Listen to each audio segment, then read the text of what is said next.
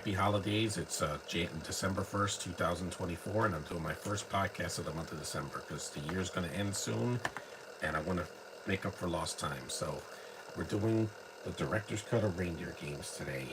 2 hours and 4 minutes, so let's get started because this is pretty long. This cut is much longer than the theatrical cut. I'll be here for 2 hours, so you guys could be in the chat if you want to. Now, I saw this movie a long time ago. I saw the theatrical cut, I think, on cable a while back in the 2010s, because this came out in the year 2000. I was too young to see it. I was only 15. So, yeah. There's a dead Santa. It starts with a dead Santa. It's a very underrated movie. It's one of John Frankenheimer's last films before he passed away. May he rest in peace. You wouldn't think a Christmas movie would start like this with a bunch of dead bodies, but it is a crime thriller. So think more Die Hard and less Miracle on 34th Street.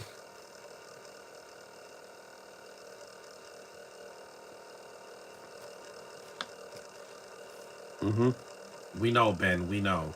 You were with Jennifer Garner and J Lo twice, and it didn't work out because you celebrities don't know what you want. I know what I want.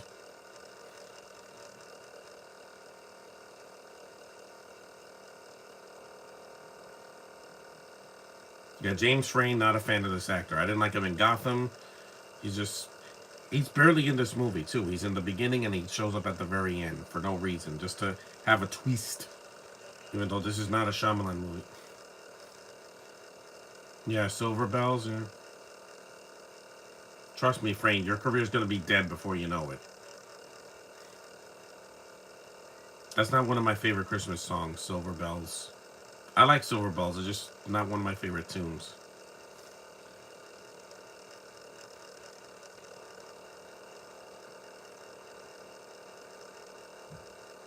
And also the way Ben Affleck suffers in this movie. It was before he did Batman. I think he did fine. I know he didn't get his own movie, but he was not the problem with Batman v Superman, Justice League, etc.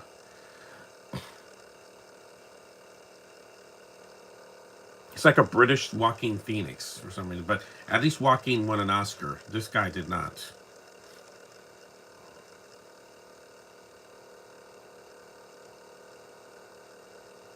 Yeah, your stupid bento face. That's why I'm doing this now, because in January, I'm not seeing anything with any Brits for a month.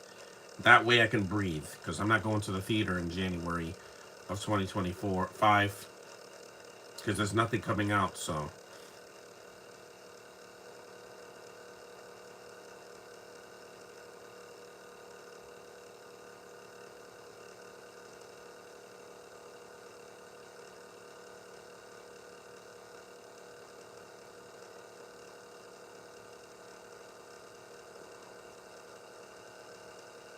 It's a well shot movie too. It looks like a film from the 2000s, but it doesn't have a ton of CGI in it, which is great. This flopped. It didn't deserve to flop. It's much better than half of the movies that came out on Netflix this year. That's for sure. And it didn't do as badly as Red One, which Red One's gaining momentum. It's not going to make its budget back, but it was so big that it would have to make a $500 million just to stay afloat. There's some imagery in this movie I don't care for, like the scene in the cafeteria. Yeah, it's gross. I'm not gonna eat until after that scene is over. With Isaac Hayes, his cameo. There's monsters in the gelatin. Yeah, this ugh. It was a gross scene. It's in the theatrical cut as well, so.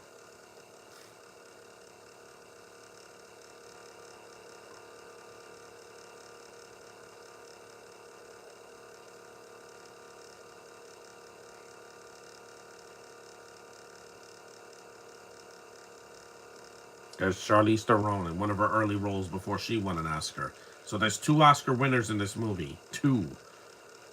Ben Affleck and Charlize Theron. This is before the people knew that she could really act, and she did Monster and won an Oscar. So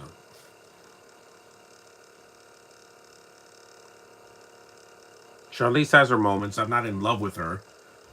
She's South African too, so she doesn't. She's not British. I think she's gonna come back for in Doctor Strange 3.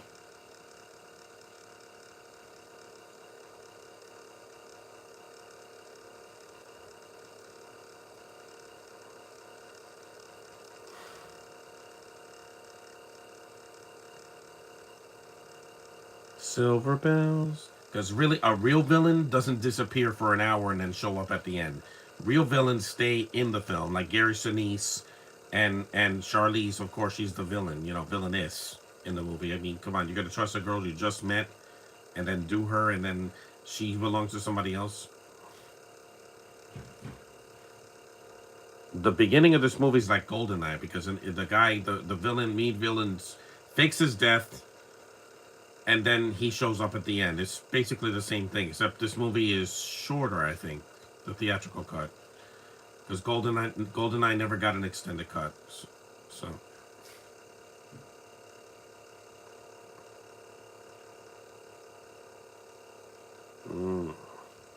Some people call this a Tarantino ripoff. I'm like, what is this ripping off? Pulp Fiction? This movie's not non-linear. It's a linear story. It starts at the end with the dead bodies, and then it goes back. But it's linear.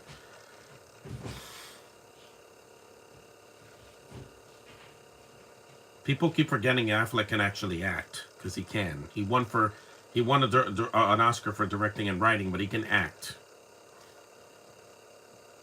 He just needs to stay away from people like J-Lo. He should have just went back to Jennifer Garner. Look what she did this year. She had a major cameo in a Marvel movie that made money.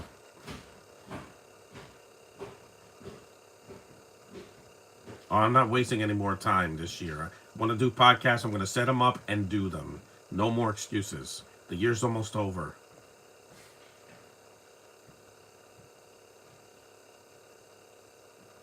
Yeah, I did my time this year too. At home, not, in prison.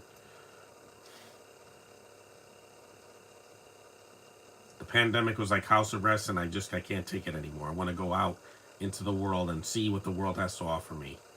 The good spots of the world, the quiet spots in the world. It's a nice picture of Charlize.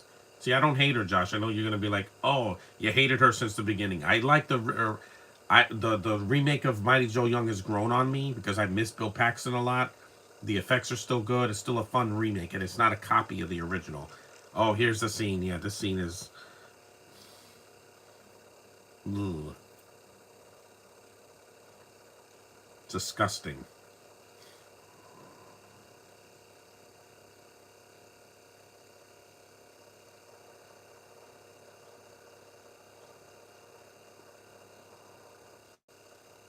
This actor is probably dead by now because this was the year 2000. There's Isaac Hayes. May he rest in peace as well.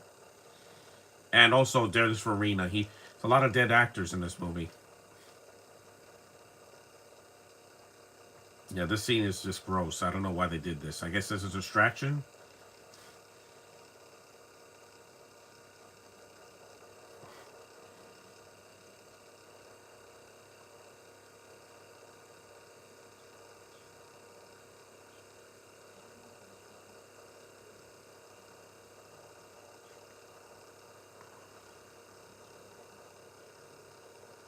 Because it's hard to see crime thrillers now that look actually like films and not like digital, cutscenes from a video game, from a PS5 game. This is the most cringe-worthy scene in the movie. Ooh, this is just gross. Monsters. Monsters. In the gelatin. It's disgusting. I hate it. There's in the gelatin. Oh my. I know there's monsters. You don't have to tell me. Yuck. That's gross, man. Yeah, I don't like monsters. You know how many of those monsters I saw in the basement this year? Those disgusting cockroaches. The fight scene's not a problem. It's just the monster scene. Yeah, I'm like, ugh. This.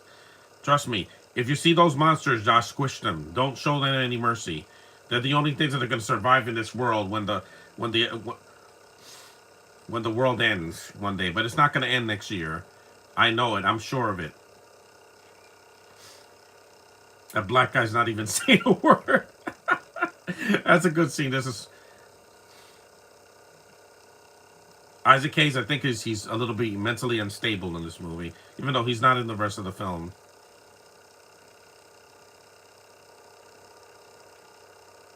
Yep, take that. That's for Gotham.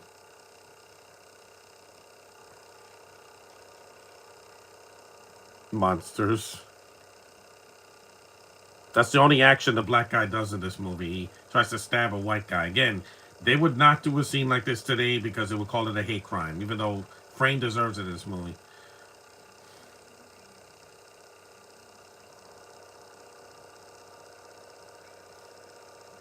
God! Ah, your voice cracked. Yeah, he's not dead. He's gonna die in the first 10 minutes of the movie. And his name is Nick. Wink, wink. Trust me, I don't miss James Frayne in the rest of the film because Gary Sinise is a good enough villain throughout most of it. He's not in the villain at the end, but if you haven't seen this, go see it. And look for the director's cut. It's a better cut of the movie. It adds more character development. Oh, that's the guy from Elf. You know, the guy in the mailroom, the guy that looks like the Canadian Big Show. Yeah, he's a good actor. I like him. He said, "I'm 26 years old." I'm like, "No, you're not 26." Yeah, my dad, he didn't make Tinkerer till he was 490. I love that movie so much, man. I did a podcast for it already, so you can see it on my old channel. Elf. It's hilarious. I love that movie. Not every movie is going to be a Christmas movie because I don't have 31 Christmas movies. And besides, Christmas is only 25 days from now. Well, 24, but I'll try to do other films too, like some DC films I missed. Nothing sad, though. I'm not going to put anything sad where I'm like crying my eyes out like a little girl. I mean, I still cried, yesterday. I saw that documentary of Superman, and yeah, I saw Christopher Reeve, and I miss him a lot, but he's not in this movie, so I'll be okay.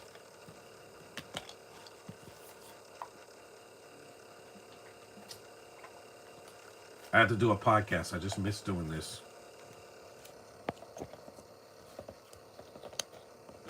It's a beautiful shot. Yeah, Frankenheimer knew how to direct, man.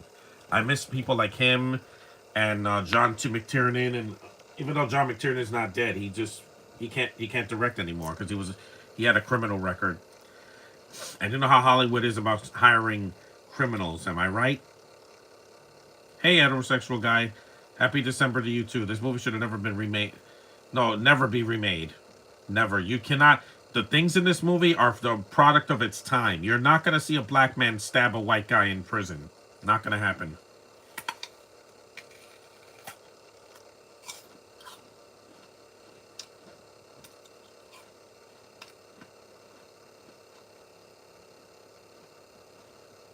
It's a nice coat. Gee, I'm going to be nice. It's the holiday season. We got to show kindness and generosity to other people.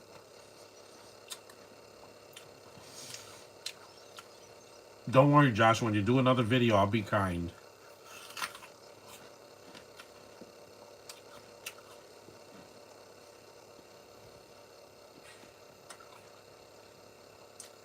It's a girl. Of course he wants to hug and kiss her.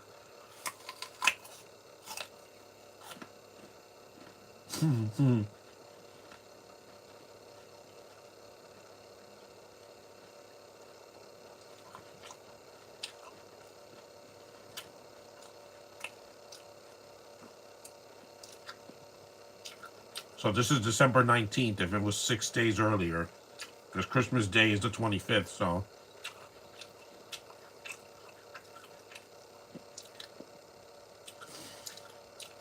I got a lot to live for because, I got a new year coming up. My birthday's coming up next year.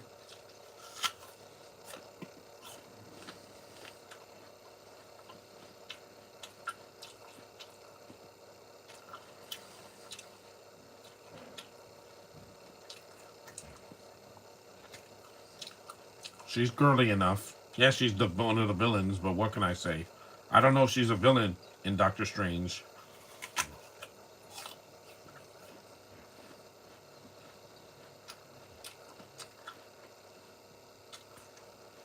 that was the song they put in Accidental Love that Josh was like, oh, that's wrong because Jessica Biel's throwing herself at a man. I told you, Josh, do not underestimate a woman's sexual energy.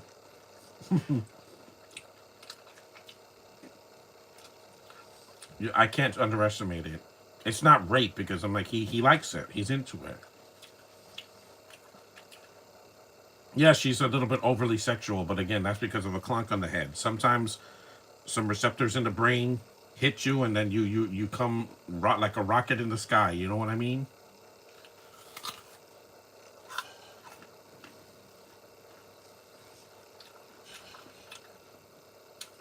She's done some bad films. There's no doubt about it. You know, like Eon Flux and all that. Aeon Flux.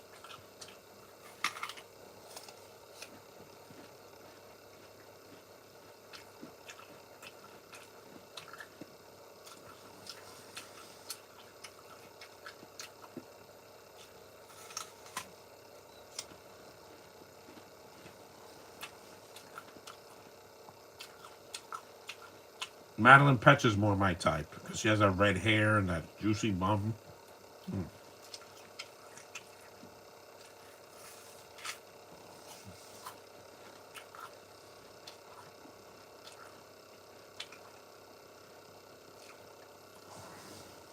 I do. It's cute.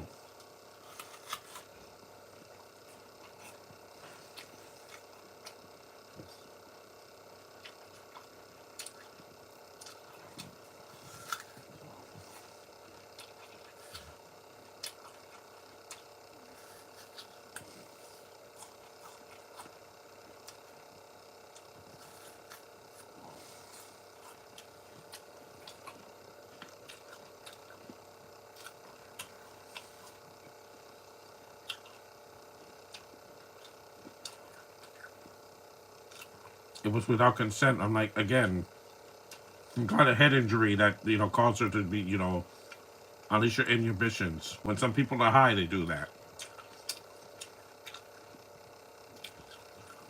Here, this is with consent, by the way. In this scene,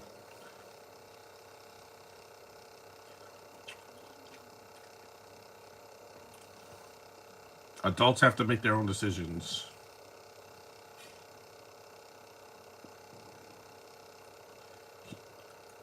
Human beings are sexual. I don't know why people don't get that. It's just which sexuality it is. You know what I'm into. I've said it on Facebook and Twitter and everywhere else. And here it goes. 18 minutes, the song at the end of Die Hard. I'm not going to show a thing. I don't want to get blocked. Again, I get it. hmm This must have been uncomfortable for these actors, to dry hump each other in front of a camera. Yeah, in front of all that crew.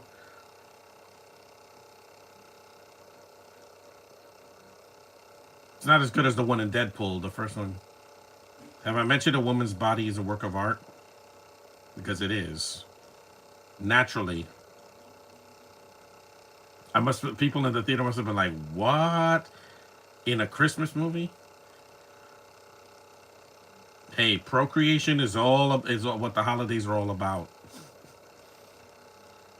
Mostly.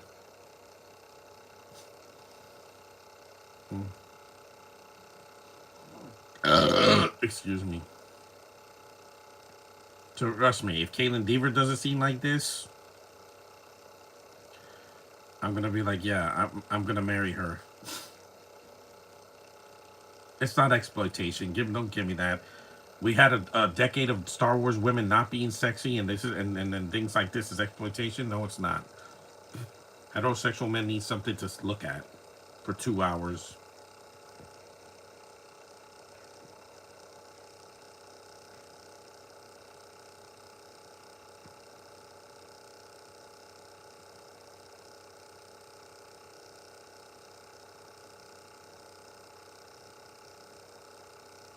Mm.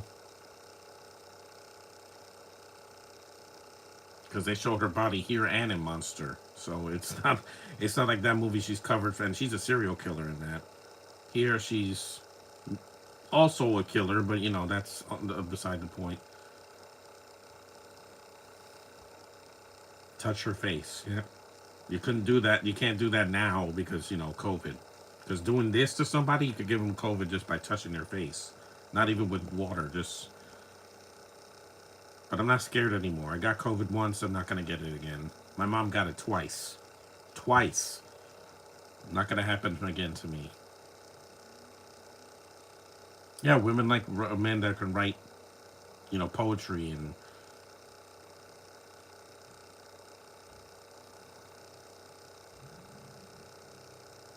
So her nails are silver.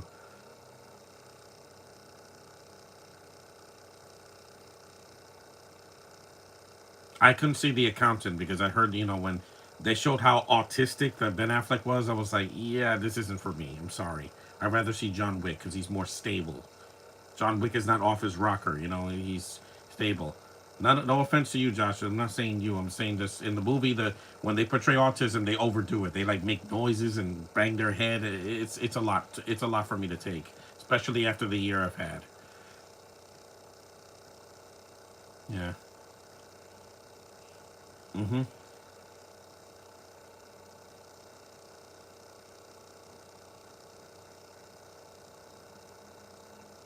Again, there's nothing wrong with this. What's wrong is the other sexuality that I have to sit through, and then like in movies like in Eternals, that was wrong. That was hurting me.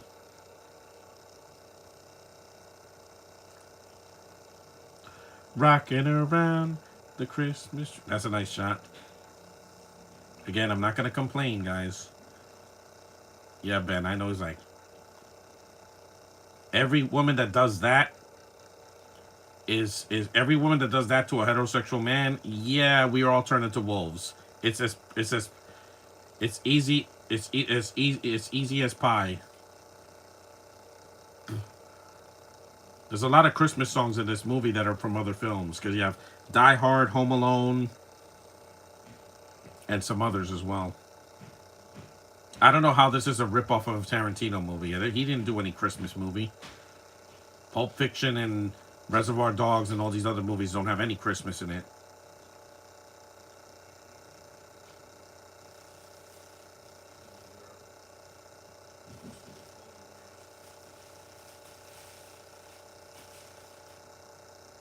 This could have worked, but of course there's a twist in it because in the two after Shyamalan did the twist in The Sixth Sense, a lot of movies had to have a twist whether it made sense or not. Sometimes it worked. In Meet the Robinsons, that twist didn't. I was like, I did not see that coming.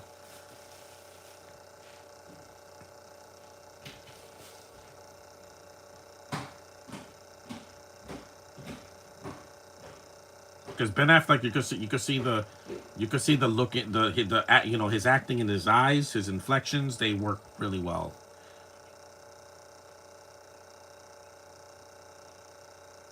Because they're like, a girl can't be sexy in a movie anymore. Yeah, you're wrong. Dead wrong.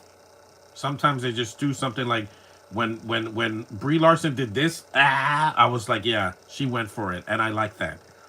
That turns me on more than any strip scene. Kayla will get her scene like that, yeah, and if she does, looking in the mirror like that, and I'm like, yeah. Nowadays, people have to have a closed set or intimacy coordinator for sex scene. Yeah, I get it because they're embarrassed. I'm not embarrassed. I've kissed my sister on the cheek in front of a camera. I have no shame. When I express myself, I express myself. Oh, look, there's a video store there. Yeah, I remember video stores. You Gen Z kids don't know what it's like to rent a movie from a video store, VHS or DVD, or Blu-ray in the later years.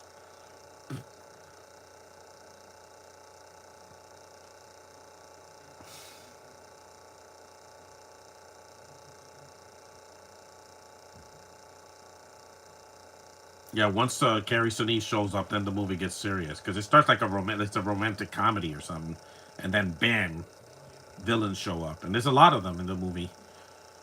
Because besides James Frayne, who disappears so far, I forgot he was in the movie.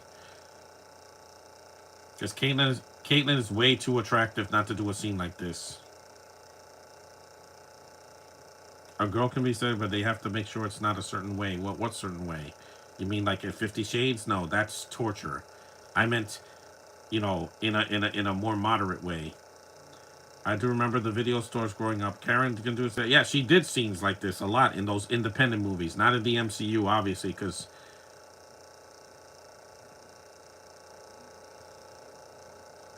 Yep, there it goes. Yeah, this guy also passed away. Clarence Williams III. Yeah, may he rest in peace as well.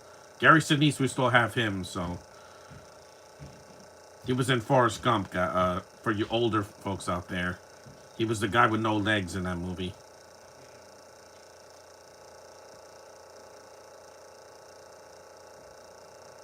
And you have Danny Trejo, who's in everything now.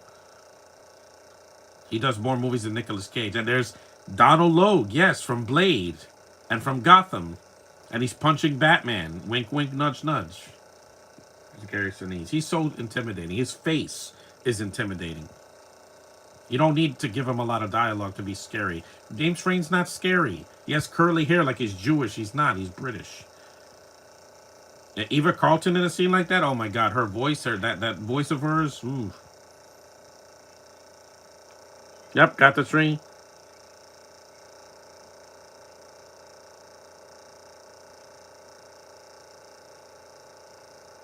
Yeah.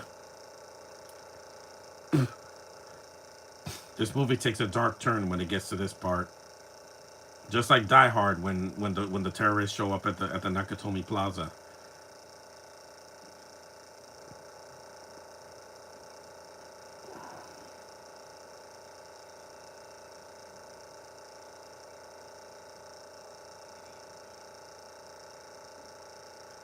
This is a clean-shaven Donald Logue, by the way. You know, right after he did Blade. She has, but I'm talking about a theatrical film. Yeah, I know. A theatrical, can see. Eva's voice could make a hot scene. Yeah, her or Avantika or even Sophia. Just with a longer hair.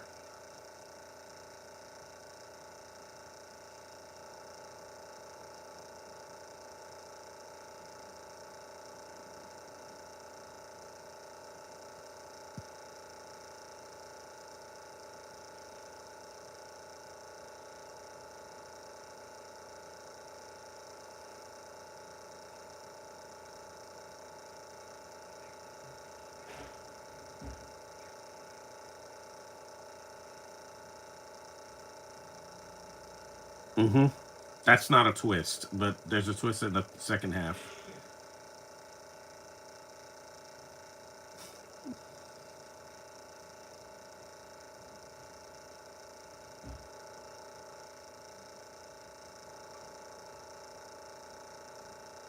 And Charlize only did this movie so she could work with John Frankenheimer before he died.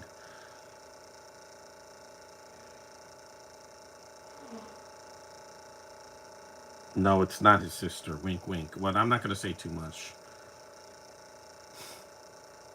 This is an R-rated movie. It's not PG-13.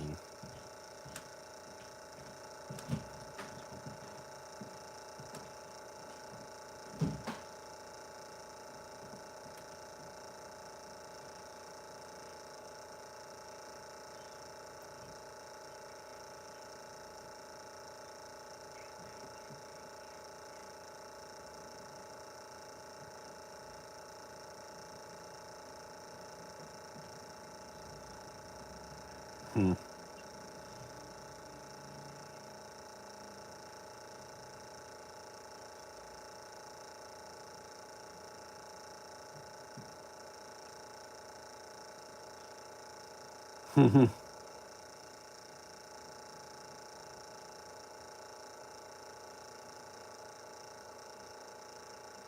Yeah. A silver tree. She got a tree and then got jumped from behind. Yeah.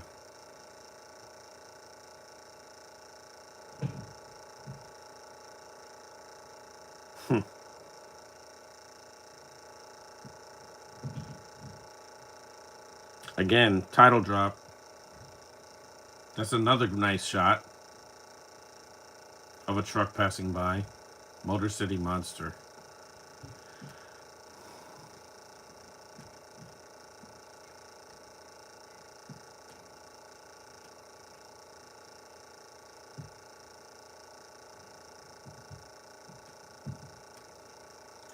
We'll do some live streaming. They're coming. But Avantika, Eva, Sophia, Larson, or any girl who was feminine could be sexy, even in a franchise or smaller independent film. Even Naya. Yeah, definitely want to see Naya like this.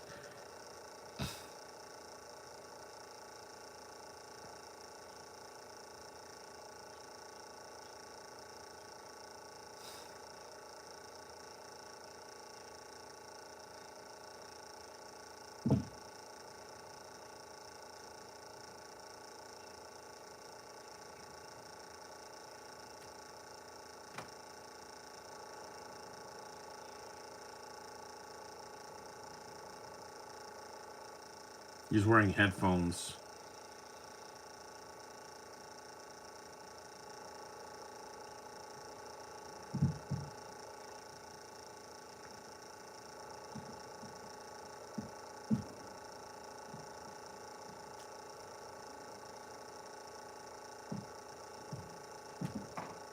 No, I did my Christmas shopping back in the fall, in early fall, in September through December, or November.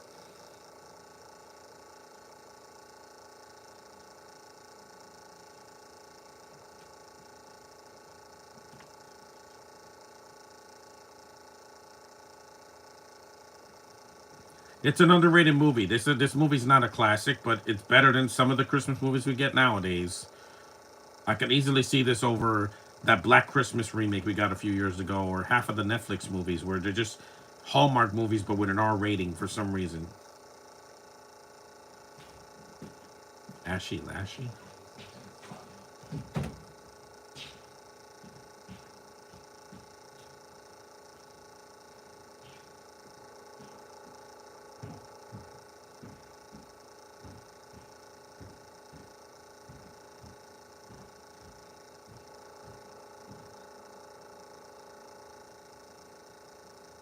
Yeah, the casino scene. I guess that's what they thought was ripping off Pulp Fiction. But was there a casino scene in Pulp Fiction? I forgot. I haven't seen the movie in years. Native Americans.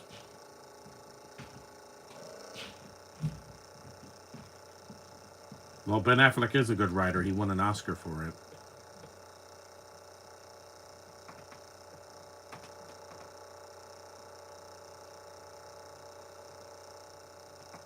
Mm-mm, not in this movie.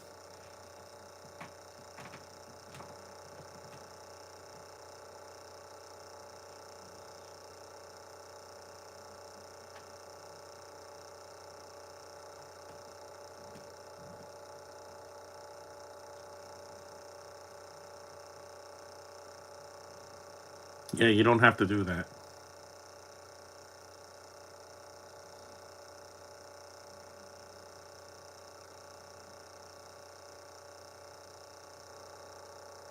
Lifting cars.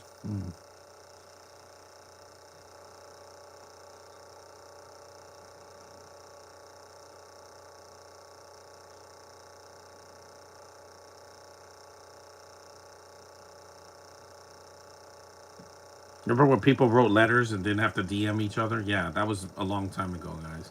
I still write Christmas cards every year.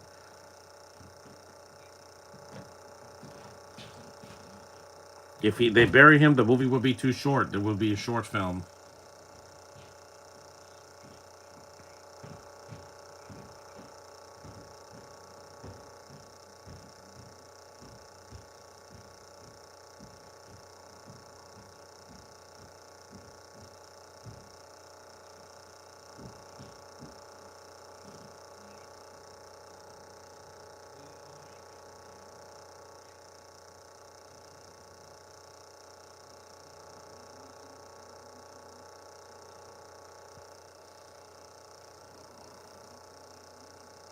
Because I'd like to see Naya without, caked in makeup and, with fangs.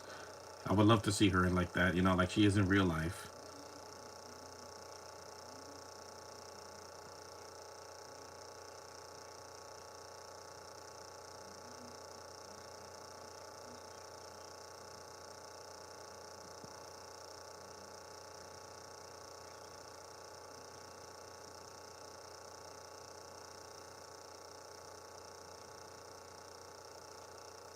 My foot fell asleep. Great. My foot fell asleep again. This is about money. It's always about money.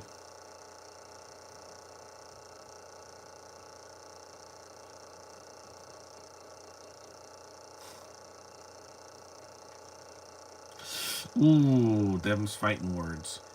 Naya can do that. She's a beautiful and so sweet. Sophia's hair is starting to grow longer. Lexi is also winnable. Yeah, I want to see. I want to see her do something like this. Just not be the villain, because Lexi is way too likable to play a villain.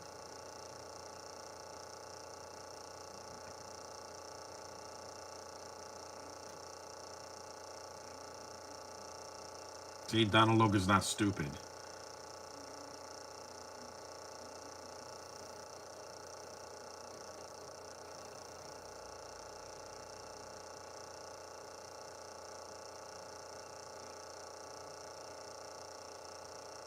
Because Frankenheimer did one of the greatest crime films of all time that was not 3 hours. The French Connection, the original. It's a good movie. Yeah, see it. See his filmography, Josh. He has a lot of good films in there. I got to see some of his films. I think he also did Manchurian Candidate, the original, not the remake. I got to see, because Scorsese, people say that he's the greatest director. Yeah, his movies are too long, guys. Same thing with Tarantino and Francis Ford Coppola and all these others. They're great directors, but their movies need to be an hour shorter.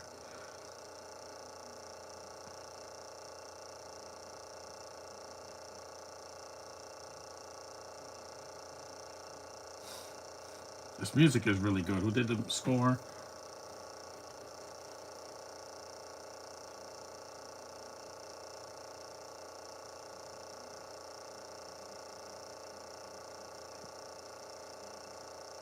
Alan Silvestri. He did the music here, and I love his music from Back to the Future, Predator 2, and of course The Avengers. It's one of his greatest scores. I heard that in the theater, and I had chills.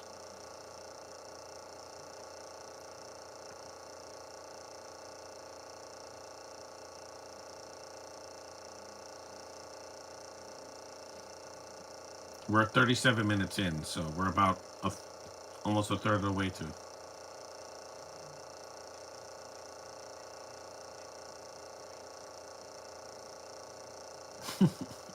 It's cold, that's why.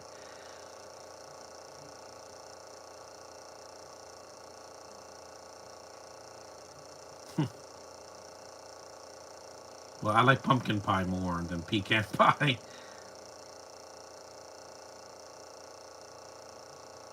She's drinking a shake.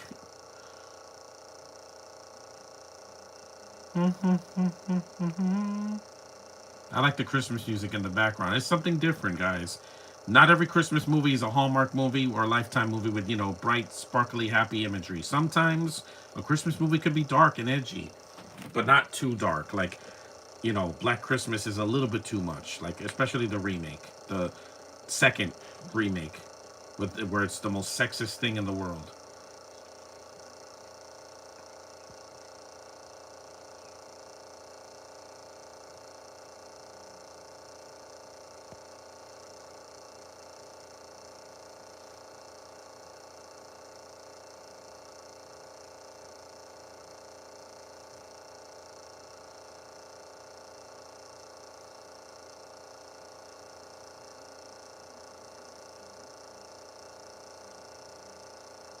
See, it's always about money, and they're stealing from a casino instead of a giant building vault.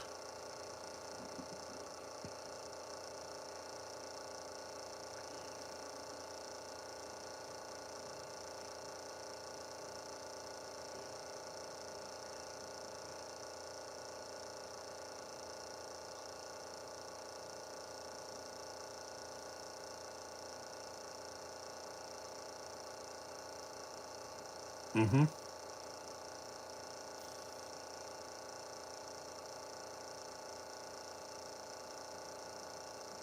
Mm-hmm.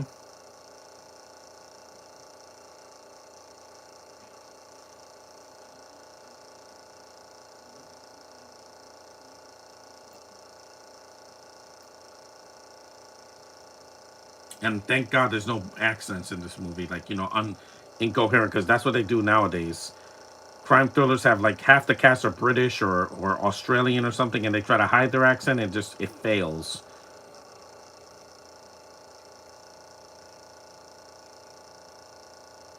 Again, you can't say that now.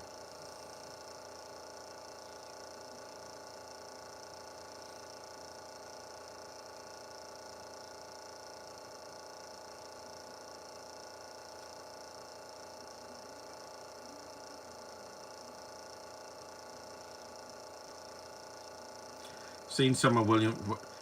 No, not William Freakin. John Frankenheimer, Josh. John Frankenheimer, not William Freakin. He did The Exorcist. I said John Frankenheimer. Christmas movies. I try to find a mix of lighter and darker films. Yeah, I have to see Violent Night sometime this month with David Harbour. I won't do a podcast for it. I'll just watch it.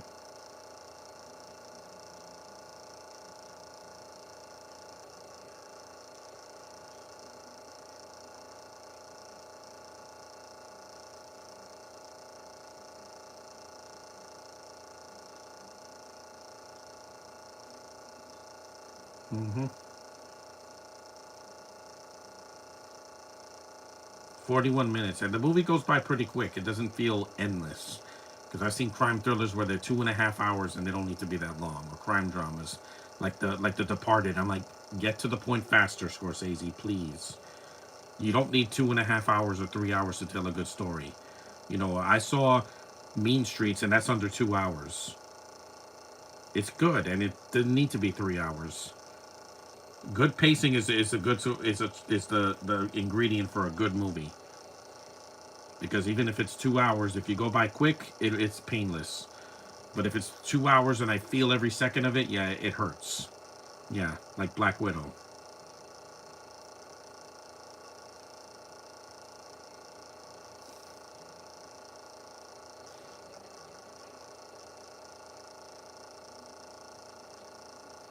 Mm-hmm.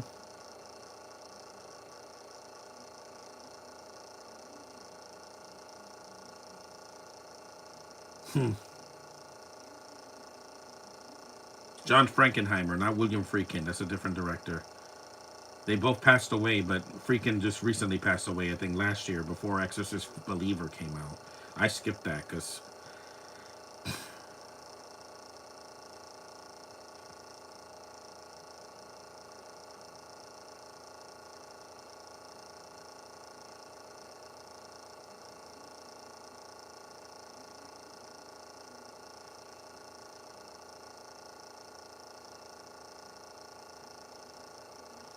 again, there's not CG. There's no CGI in this movie. I don't think so. There might be a little bit at the end, but most of the film is practically done in real locations, real cars, real fight scenes. There's none of this digital effects fight scenes. Everything now it seems like way too digital. Violent Night was okay, but by the end, oh, on my end, by kind of just there. I've seen a few Frankenheimer films, but not much. Good pacing is just no. It's not studio mandating. Oppenheimer could have been an hour and 45 minutes or 2 hours. 3 hours is a lot to demand. Even Wicked, I heard, is way too long because they have a whole subplot with animals. I don't know. I didn't see the show, so I want to see the play first. Yep. Again, I've been mad at her in other films too. Like in Hancock, she kind of ruined the movie for me because it's supposed to be Will Smith's story, and then she just kind of gets forced in there. I'm like, yeah, that wasn't needed, guys. It's supposed to be about him.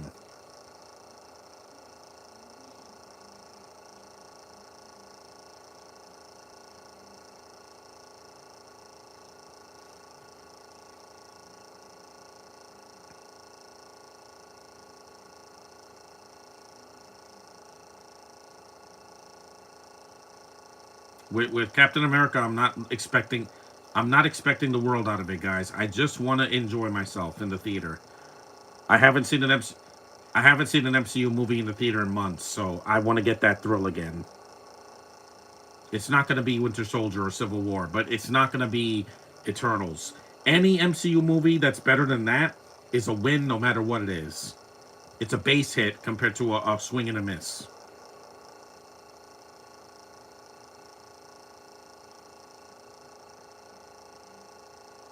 I know you're the main girl on the cover. James Frain is nowhere to be found here. You got the guys in the back and the explosion. He's not in any of the covers. He's not even on the back. He's barely a character.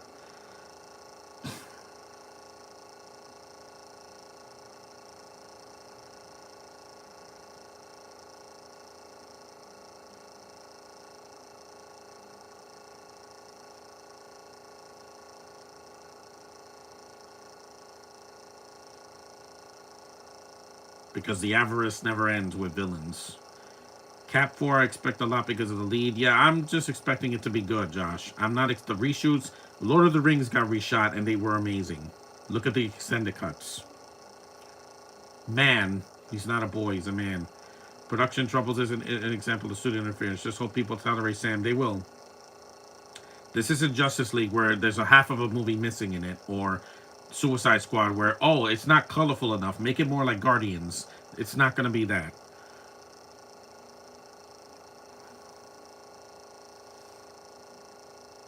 Or Borderlands where it was like 2 directors worked on it instead of 1.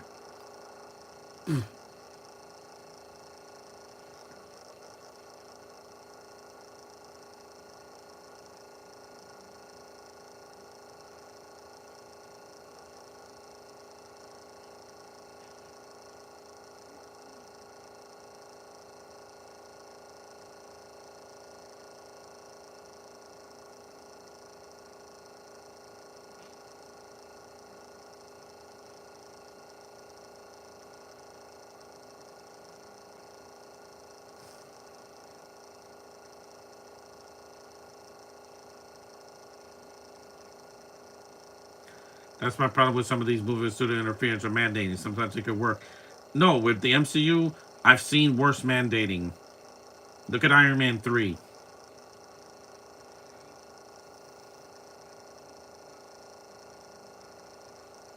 Yes, I know.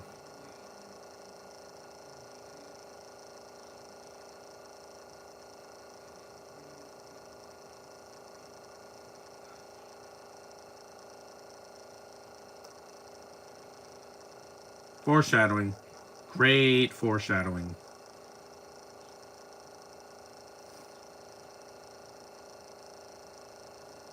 It's like with Sonic. I mean, the movie got delayed all the way to December. I'm not worried about Shadow. Shadow's going to be awesome. I'm getting my t-shirt this week with Shadow on it so I can wear it to the theater on Christmas Eve. I want to spend my Christmas Eve in some place where people will accept me. I don't have to hear yelling or screaming or any hustle bustle. The holidays is supposed to be about family and friends and and caring about each other, not throwing a fight. Yeah, I miss you, Clarence. Because when he passed away, I was like, he passed away? I'm like, But here's another Christmas song. This was an Elf. This was before Elf, though.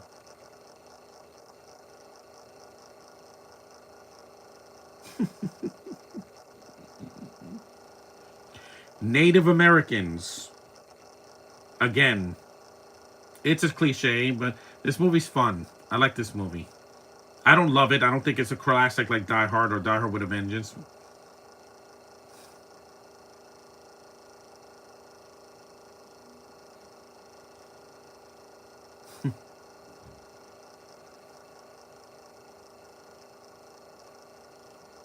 The Lone Ranger has a mask. He's...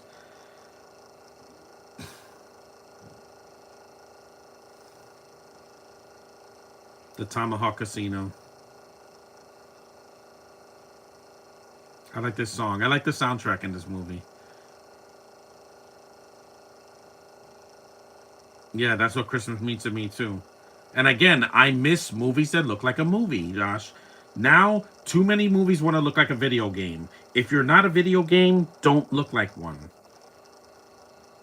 And let's face it, Avatar only made all that money because of the effects. Not the compelling story, not the characters. It was all about the visuals, all the CGI. The animators deserve they deserve all the credit, not James Cameron, because Cameron used to use practical effects, and now everything has to be digital. After Titanic, he gave up. He's like, screw practical effects. Oh, excuse me. Instead, he's like, I'm gonna put the best CGI you've ever seen. I'm like, it's good, but it's not the best. I thought Avengers looked better, Dark Knight looked better, even Abyss from the '80s looked better, and that was like early computer compositing.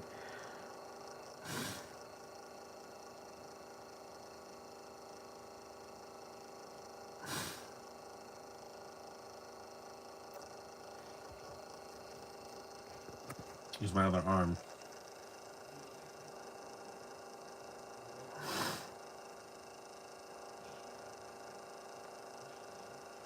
Because Ben Affleck is white, Charlize Theron is not. She's South African.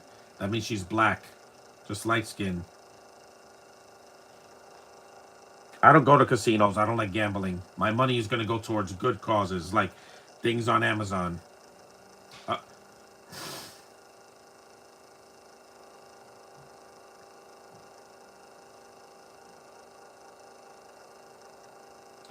but the digital filmmaking, no, it's not George Lucas, Josh, because they were doing digital stuff before Lucas did the prequels. Admit it. Look at Jumanji, the original. Look at the Terminator 2. Look at Titanic. Look at freaking even Fifth Element. There were movies with a lot of CGI before George Lucas did with Star Wars. Don't say George Lucas. It's not his fault. Yeah.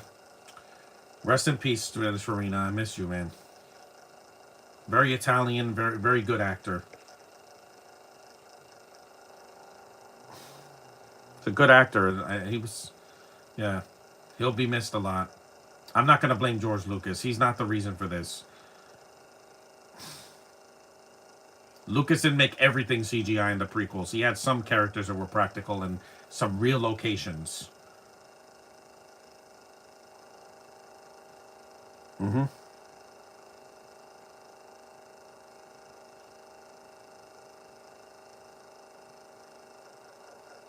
I love snow. There's the Native Americans, yeah. Is that Adam Beach? It could be him. I think he's Native Canadian.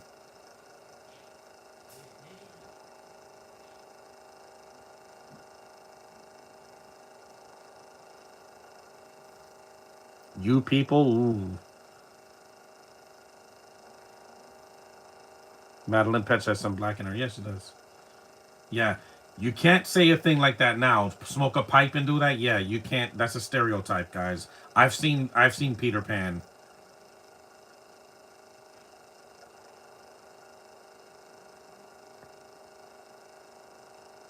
Dennis Farina's a better villain than James Frayne.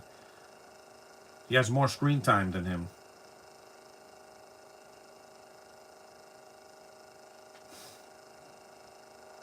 No, that's not Adam Beach. It looks like him.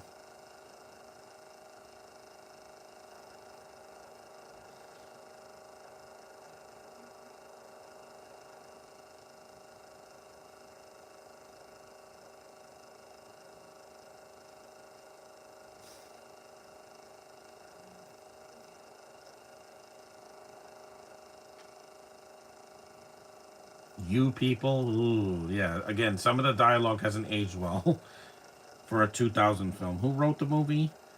Aaron Kruger, yeah. You know, the guy that wrote the stereotypes in Transformers 2 and 3, yeah. His best writing credit was Top Gun Maverick because there's nothing racist in it. The stupidest thing he wrote in that movie was throwing Tom Cruise out of the bar. That was not necessary, guys. It made the movie longer, and I'm like, yeah. That and the romance was undercooked. The rest of the movie was fantastic. One of the best movies about flying I've ever seen. In the air, not in space.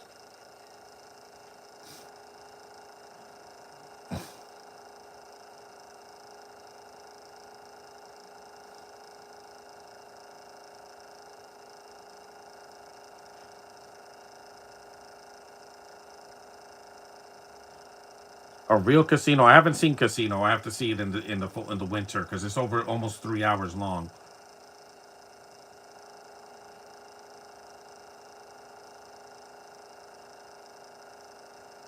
The natives, it's their land. I don't know why so many people. James Cameron made a freaking 3 hour movie with blue cats and as Native Americans saying, "Oh, this is our land and this is our tree. We're not going to give it to a bunch of people from the sky." Again, I get it, James Cameron. I get it. It's an allegory for the white people taking the land away from the Native Americans. I get it. I get it. We all get it.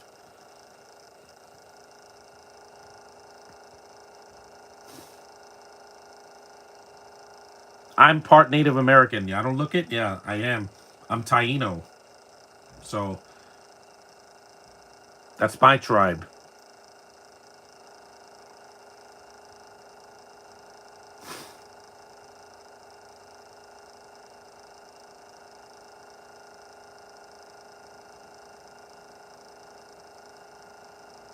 He is not the most intelligent man when it comes to relationships, but hey, we all make mistakes.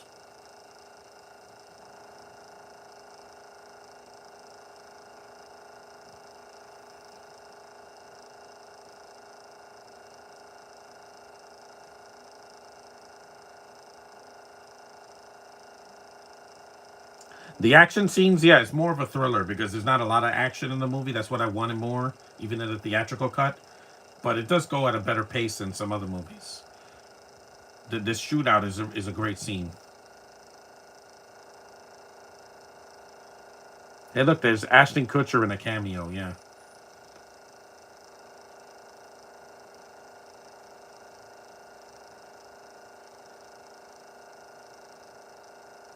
If I ever win in a casino, I'm gonna take my money and go. I don't want to piss away my money.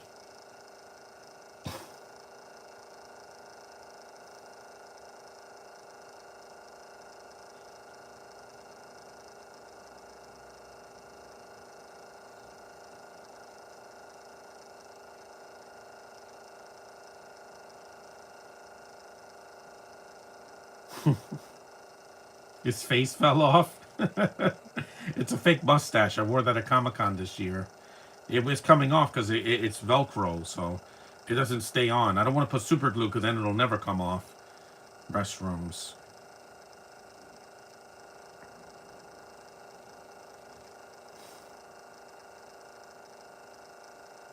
Hmm. Black girl. I don't fetishize women. I I'm just attracted to women, especially of color.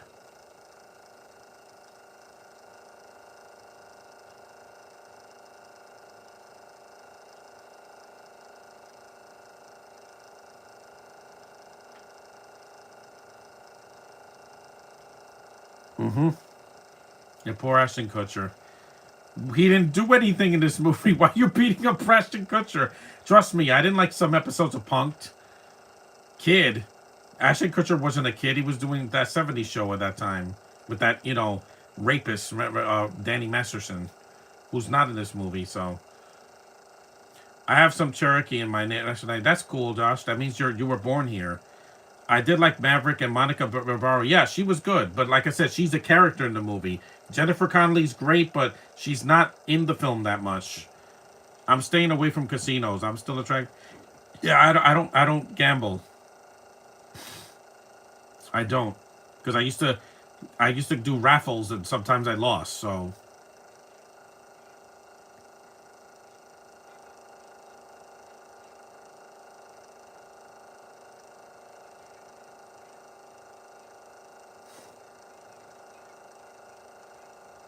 it's almost an hour in.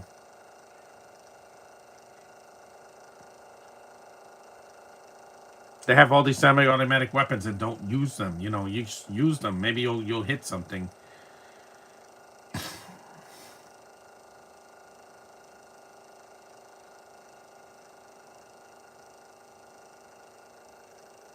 Hey, Spidey, what's up? Ben Affleck was in Batman v Superman, yeah, and Daredevil. This is what he did before that. He made some bad choices in his career, but he still has a career. I've seen actors like peak early and then never get anything good.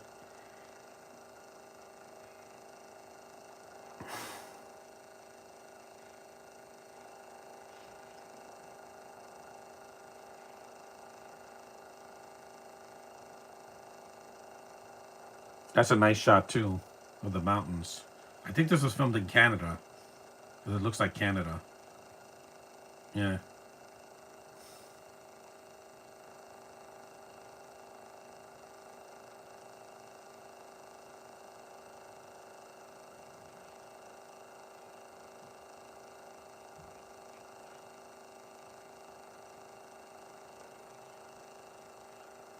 Good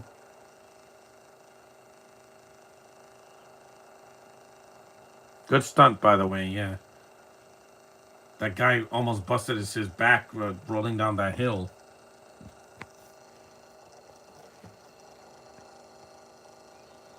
Spear. Again, another good stunt. We could tell that's not Charlize. Her hair was longer. Yeah, because Charlize cut her hair short for this movie, but the woman going down the hill had longer hair, so you could tell that's not her. Movie over? No, we still got another hour to go, and 4 minutes. Well, end credits. This is fun. I'm having fun. It's been a while that I did a 2-hour movie.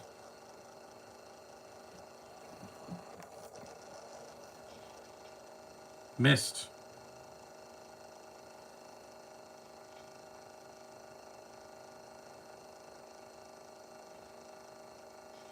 Yeah, you know about thin ice.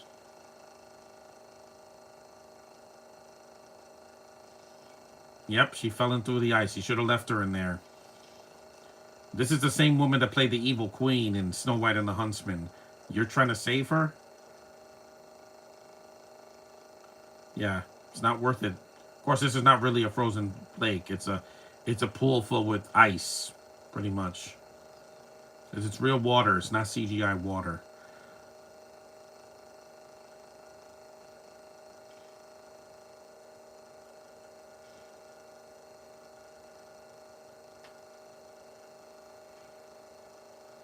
The human body couldn't take this. That's freezing water. Look at that.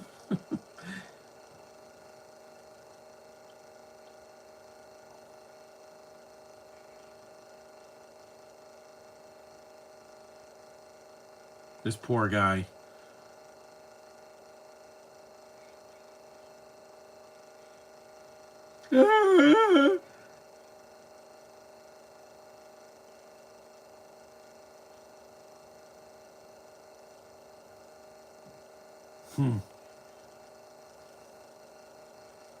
Yep, of course he's gonna shoot this poor guy. If Ben Affleck came out of a freezing pond, he wouldn't be talking at all. He would have hypothermia.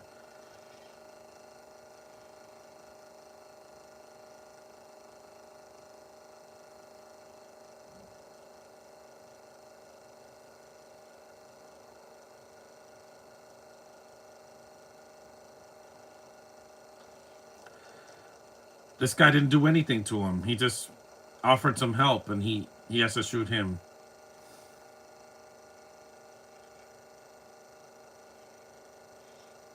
This poor guy.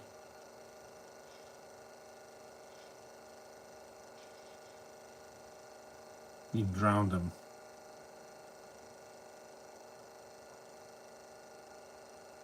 Like I said, did I mention this movie is dark? Because it is. So he says he has that. He's basically the main villain of the movie because he spends most of the time with him and with the other guys. Because Frayne just shows up at the end and like, surprise, I didn't die. Yeah.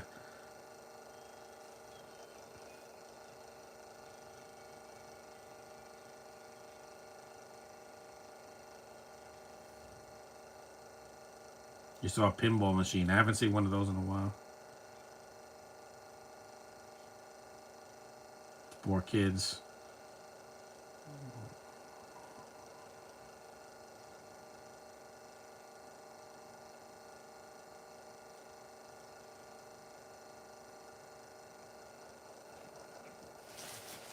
Need some bread now. Hold on.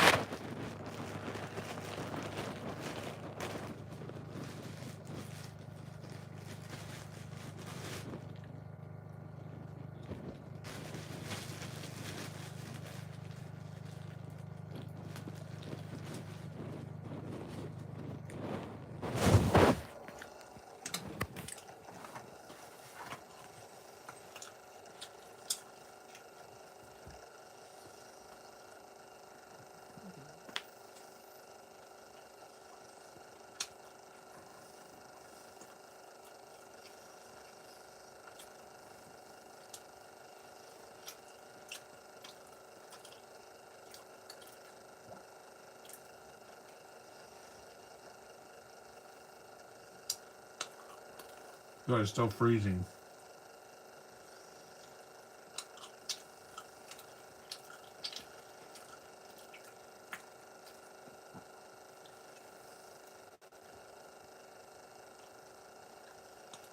He missed.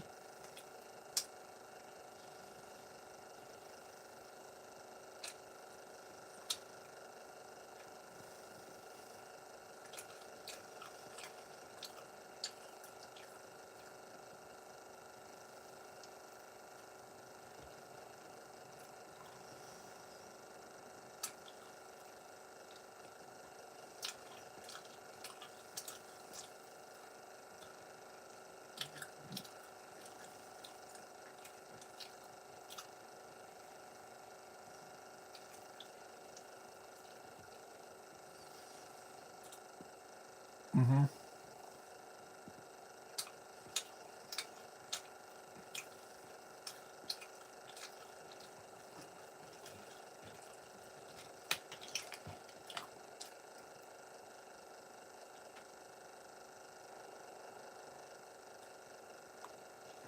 Yeah, this is when he stabs it.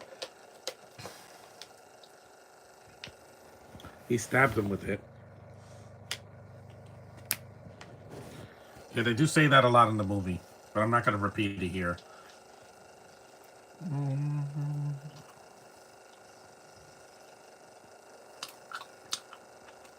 He doesn't.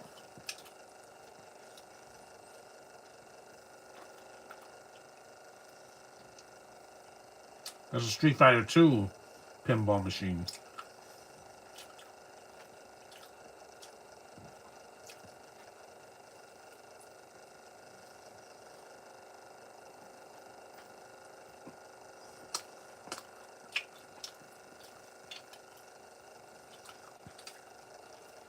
We're halfway through the movie.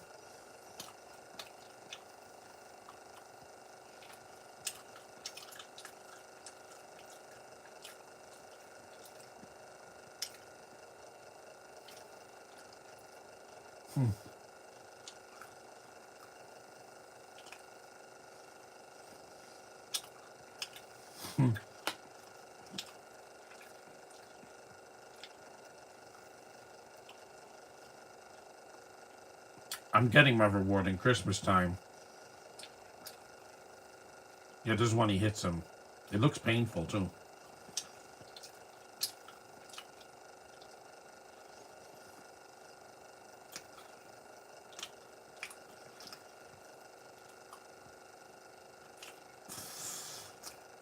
See? That's his Batman moment. He gets stabbed right here. Not.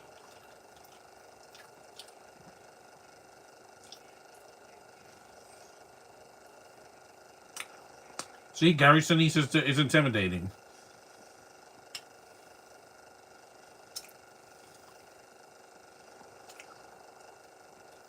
That's painful.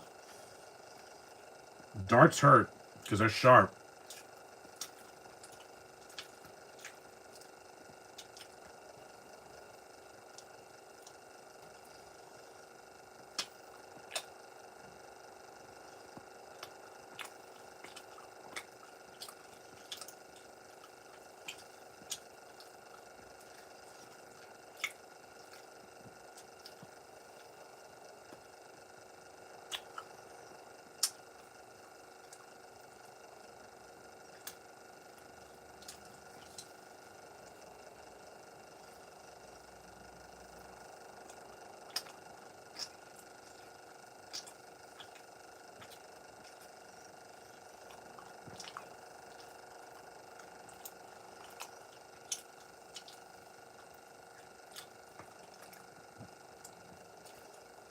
Stabbed him with darts.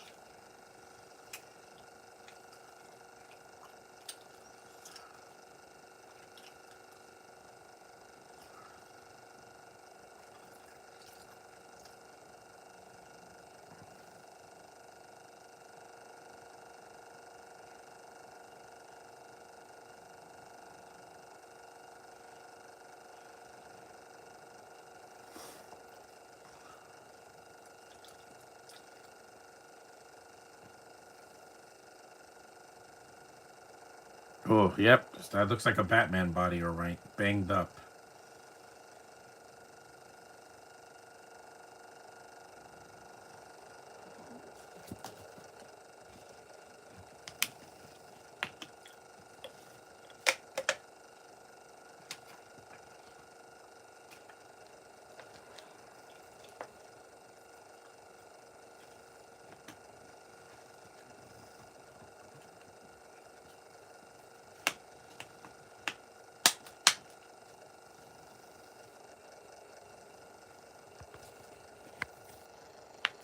I've never had hypothermia, but I don't want to get it.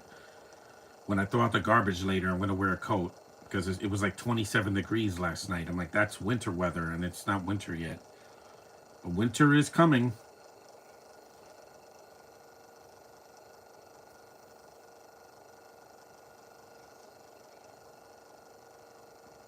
Because then he wouldn't have a reason to be in the movie.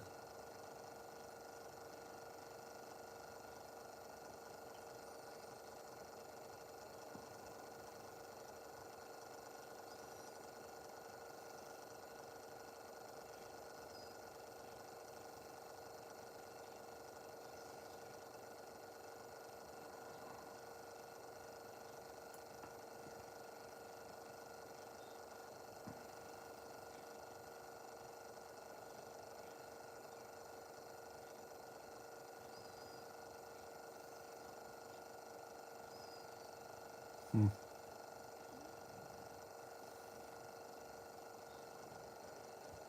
At least I ate something, so I'll have some energy for later. Mm.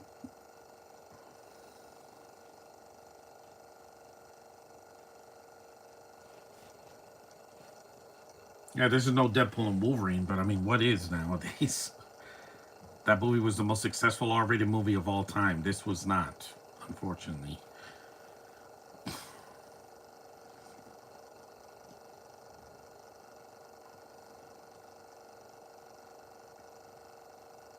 Armed with Pride, the Machine Gun Club.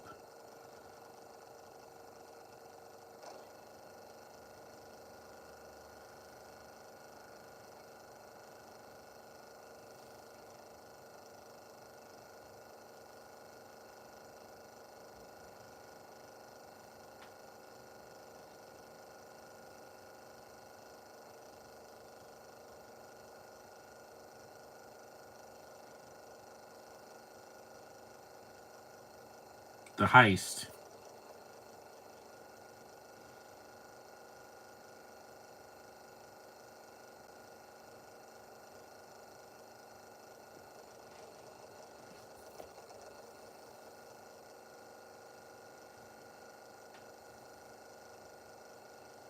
He does get the money at the end, but then he puts it in people's mailboxes. That's a good scene at the end. Because it's a season of giving.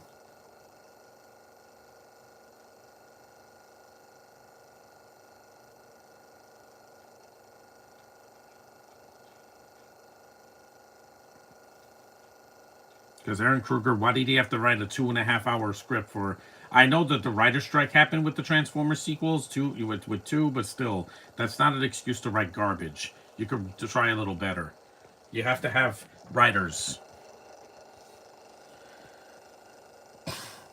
good writers, not garbage writers. Start singing.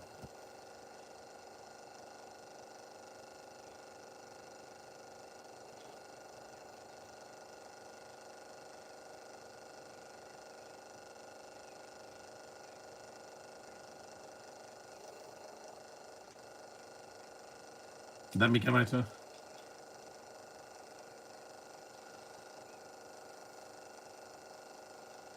Yeah, I miss Clarence Williams. He was a good actor.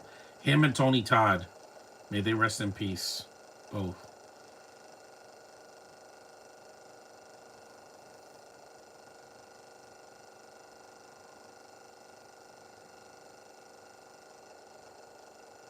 We're 74 minutes in, so we're almost halfway through, more than halfway through the film. It's a long movie, but it's not too long. That's why I haven't done a Tarantino movie, because a lot of his films are overly long.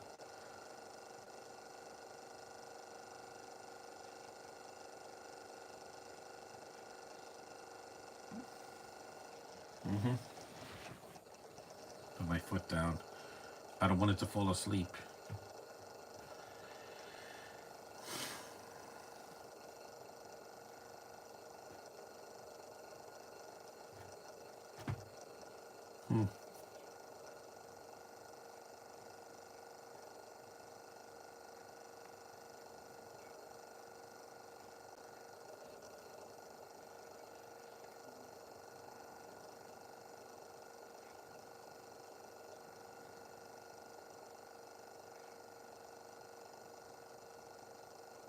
When you're on a strike with writers, the directors usually have to figure out themselves. I would just write it myself because I can write.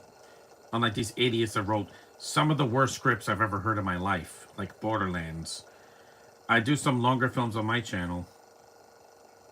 I did some long films, Josh. Last year I did The Batman. That's the longest movie I've done on my podcast so far in the past, like, 5 years. Without doing the, doing a podcast with the guys from the Nerd Pack. By myself, I mean. No, I never robbed anybody. I find money. I don't have to steal it. There's a difference between discovering money and stealing it. I don't steal. Stealing is wrong.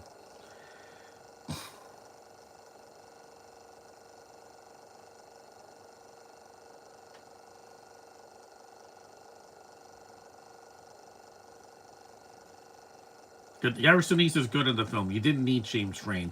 They should have killed him off. Sinise should have been the main villain the whole time. Not, oh, by the way, Frain is alive for the last 5 minutes of the movie. I don't care, guys. I don't care about Frain. He's not a good actor. He's the only actor in this movie faking an accent.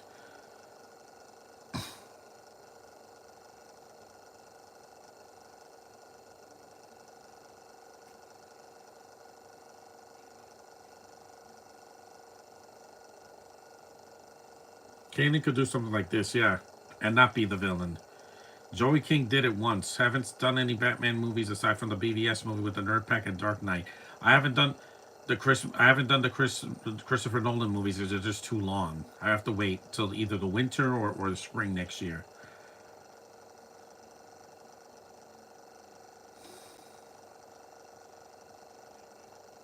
Santa.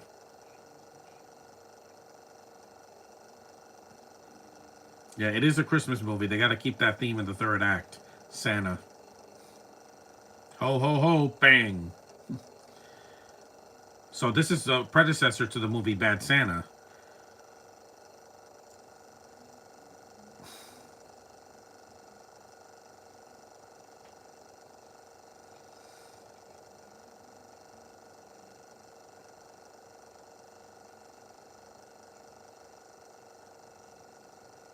Also, these villains are not cackling cartoons like a lot of villains nowadays. Like in Gladiator 2, they said the two princes or whatever, the monarchy there, they act like cartoon characters. Of course they do, because Ridley Scott is off his rocker. He doesn't know how to direct a good movie anymore. That movie's only making money because some guys like me that go see action movies want to see a dumb, manly action movie, and 300 is already over. So, yeah.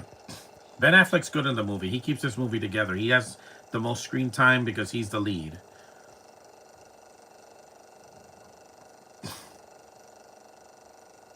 And there's no distracting actresses like Florence Pugh here because she can't act.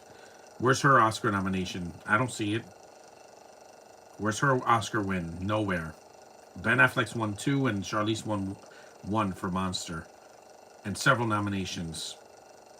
When you got it, you got it. When you don't, you end up being in a Marvel movie nobody really cares about, Thunderbolts. I'm going to see it, but not the day it comes out. I'm going to go to a matinee. No way am I spending $20 on a movie that can suck.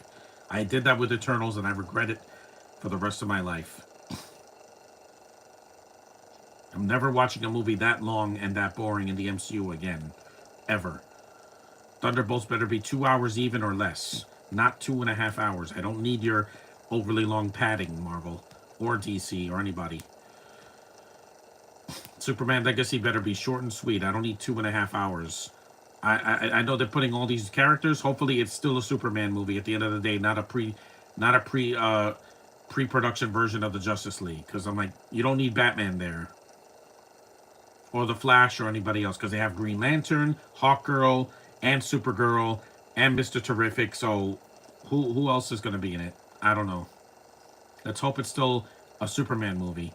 Let's hope it's more Spider-Verse and less X-Men Apocalypse, which had too many characters and characters that get underused. Hey, look, Pepsi product placement. But it's subtle. It's in the background. Ben Affleck doesn't get a can of Pepsi and drinks it on camera like a lot of these other people, where they think they're doing a commercial. The longest stream I did was my 25th birthday last year on my channel. Her legacy is fine, but I think it was a cameo. Good. Keep it a cameo, because last time they tried to put her in the movie, she was forced in there. Yeah, this is the one of the two twists in the movie.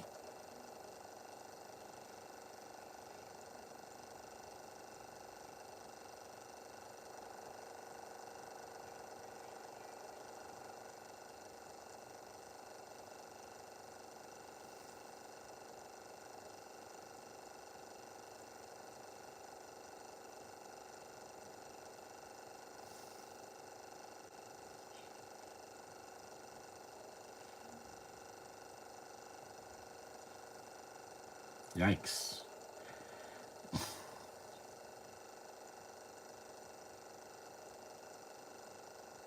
It's 11 o'clock already. It's almost done.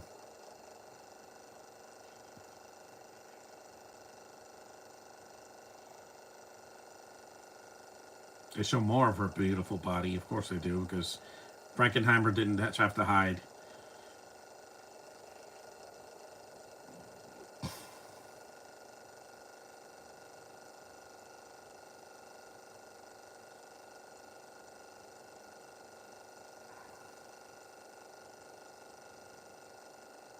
Manpower. Hmm.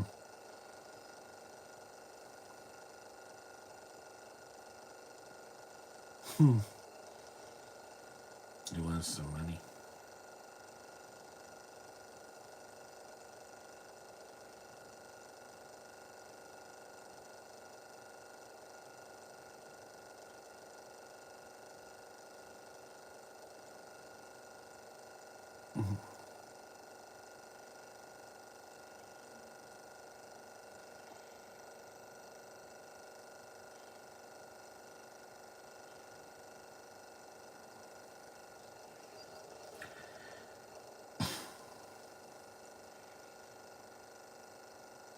Yep, they're not brother and sister. What a twist.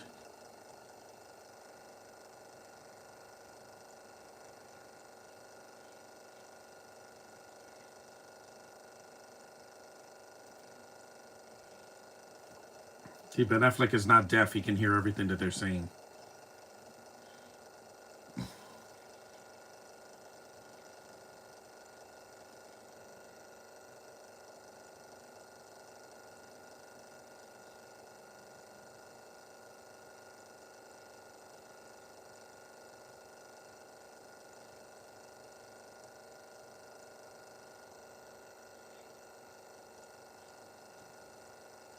Mm-hmm.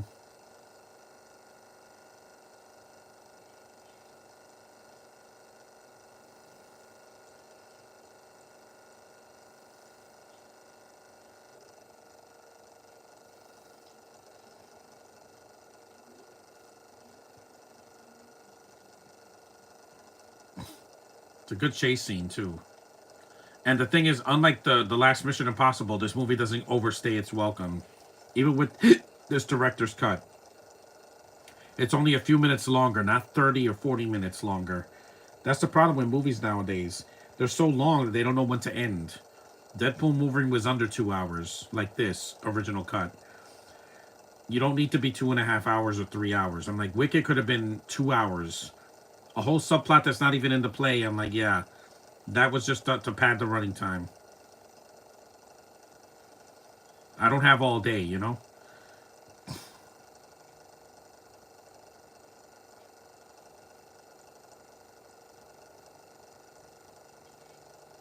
Hmm. Mashed potatoes and green peas and fish, I think, or chicken. I don't know what it was.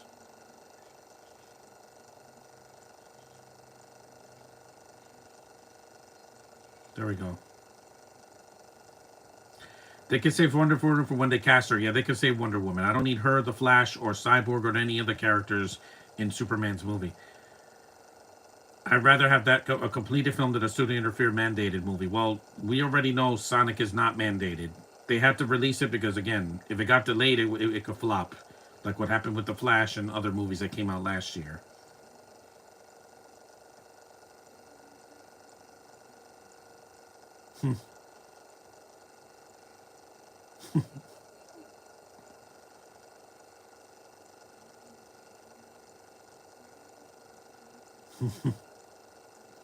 Yeah, Ben Affleck does have his moments in this movie.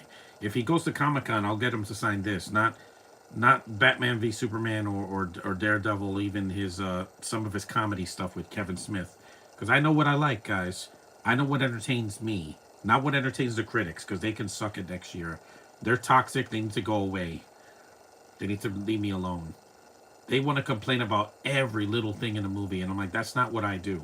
Here, my biggest issue in this movie is James Frain, and he's only in the first 10 minutes and at the last 10 minutes. It's not much of a problem in the movie, because he's barely in the movie. If he was the main villain from the start, it would have been a much less positive podcast, just to say. Because Gary Sinise is good. He's a good actor. He's a much better actor than Frain. Frain does the same thing in everything. He always is playing villains. When has he played a good guy? Never. He was a villain in Tron Legacy. He was a villain in Gotham. He's a typecast villain.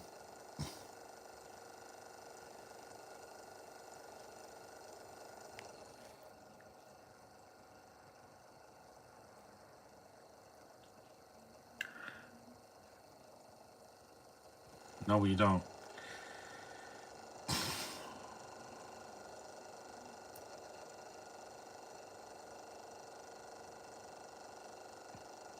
I know what entertains me, but sometimes it's hard to get against the grain when you're seeing so many negative criticisms. Well, I didn't see Folie à Deux because I knew it wasn't that great.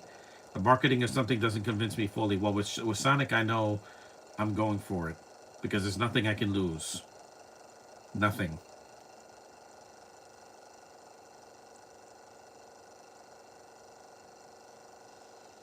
Yep, he's not buying this. $339. And he gets pissed. Of course he does. If Kylo Ren saw this bill, he would have destroyed it.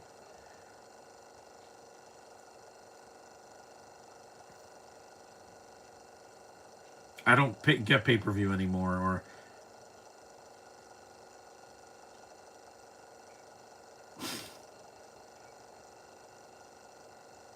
$339. That's like a night stay in a Disney hotel if you get lucky.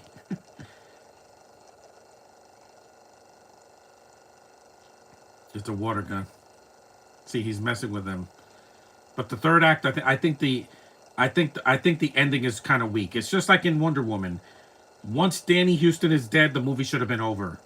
You could have ended on a high note. No, then David Thewlis shows up and he comes out in a CGI armor and fights Wonder Woman. She does this. She does Wakanda Forever, and then kills him. I'm like, that was a bit underwhelming. Here's the same thing, except that it's a twist. I don't like a twist at the end of a movie, especially when it makes no freaking sense.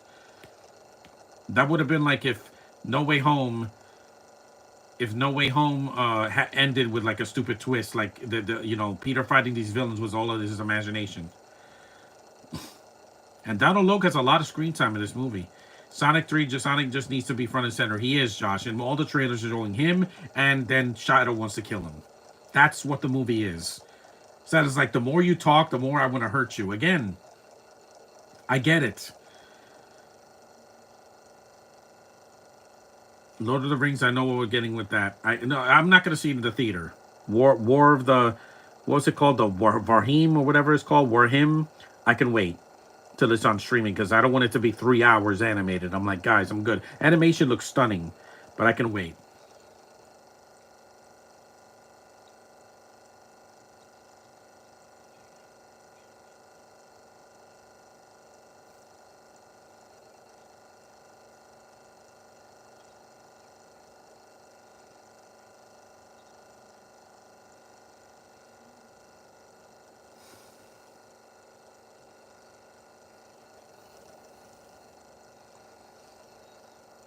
Because in Blade, Donald Logue gets messed up in that movie way more here.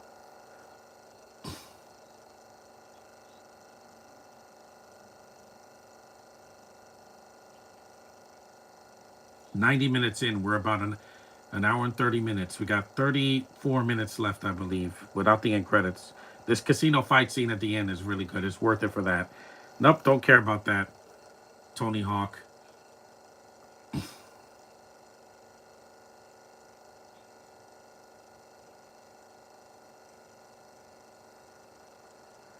Merry Christmas, Ben Affleck.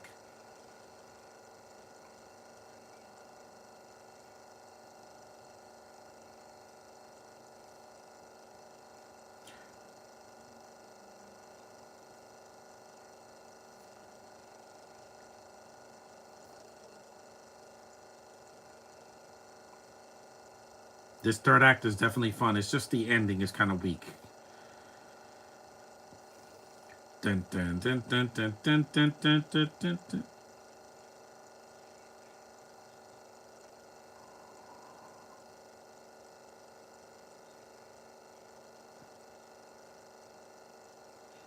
It's Slay. Not Sled, Slay.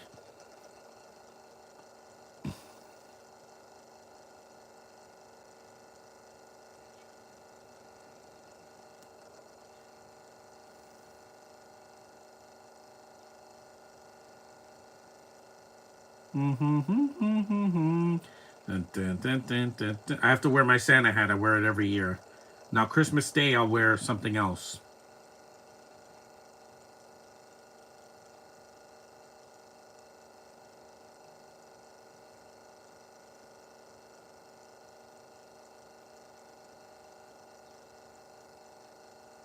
Mm-hmm.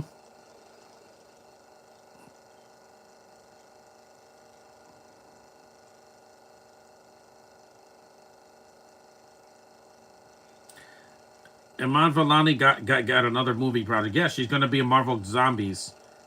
Lizzie Green, I want to see her in something. At least having a weak ending that doesn't kill the movie. It doesn't kill the movie. I just think it's a stupid twist. It's like, oh yeah, James Frame wasn't dead the whole time. I don't care because he's not in the film that much. It's like David Thewlis in Wonder Woman. He's barely in the movie and then shows up at the end and fights her and loses. Of course, what did you expect? How do you think it was going to go? You can't just bring a villain out of nowhere at the end. That's not good character development. That's dumb. Gary Sinise is threatening enough. Hold on. Yeah, here's the shootout. This scene is really cool. There go the quarters.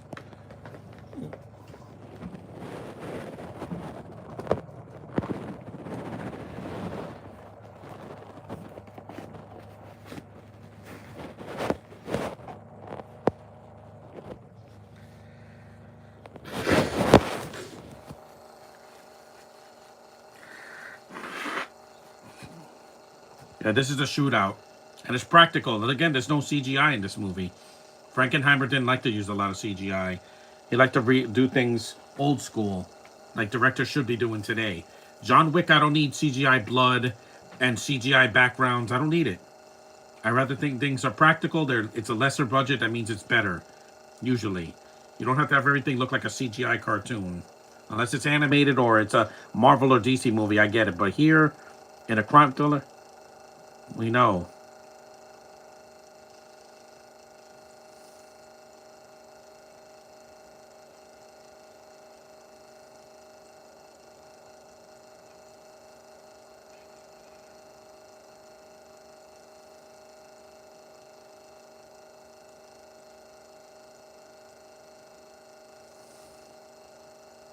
No, I don't like a downbeat ending because Rogue One does that.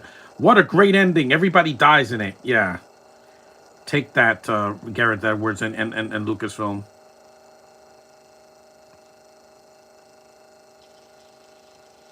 Yep, take that. You see our TVs and all your equipment and all your tapes.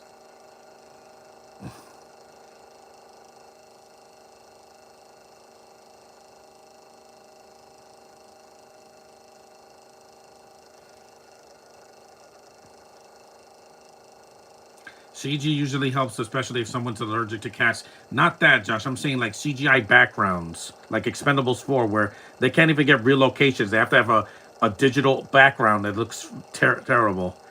Caitlin would be feel comfortable getting burnt on. Yeah, I know. I'm not saying fire. I'm saying backgrounds. You don't need CGI backgrounds where you can use real locations. It doesn't cost much. Yep, that was a good kill. Half of the guys get killed. Awesome scene. It's worth all that hour and a half of setup to get this.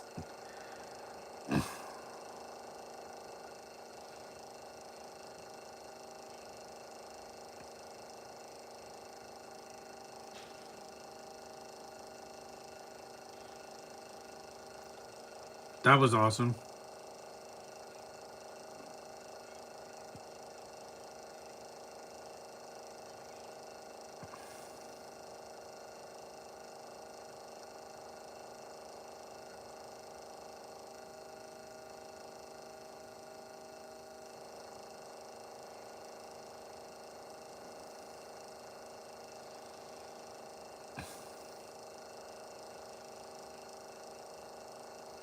There's all the cash. Yep. That's probably the haul that happened with when the movie came out. The little haul that it made because it didn't make a lot of money. It didn't cost that much, but they released it at the wrong time. Instead of in December, I think it came out in like February or something. It didn't come out in Christmas time, so of course it didn't do well.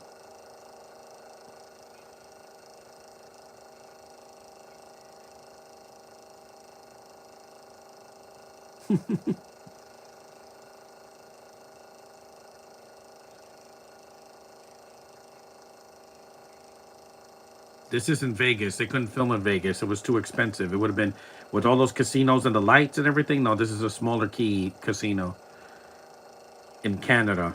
I believe so.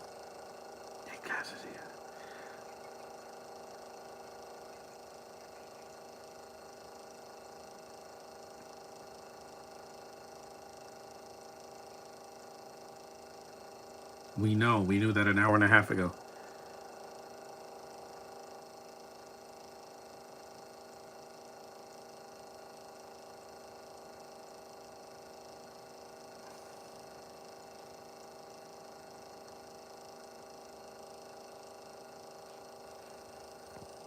Mm-hmm.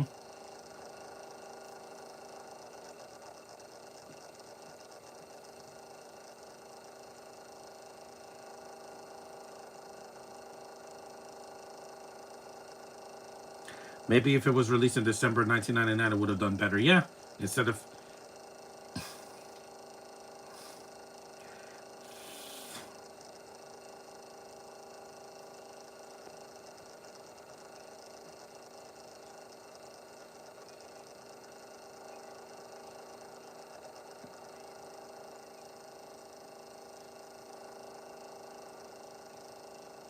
There's a power.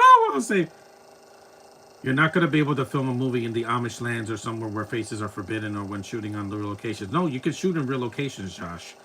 You can. Not Amish land. I said like a casino in Vegas or something, or even like Texas. Do you have to go to a CG? Does it have to be CGI? No.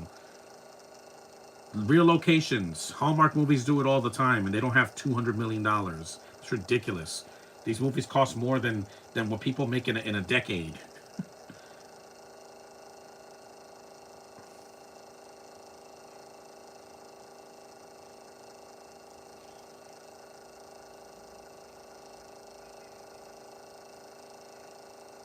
And some critics probably thought this movie was too mean spirited. It's a crime thriller, guys. They're not gonna be holding hands and singing Kumbaya.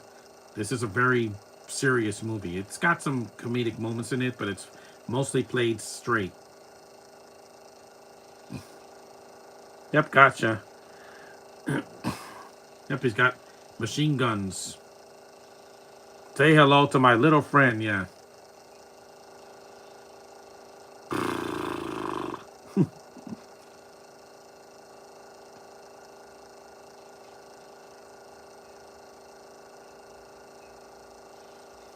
That was a good line.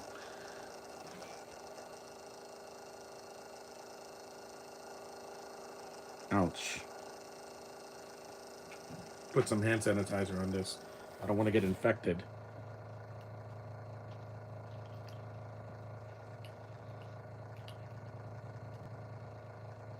Ah,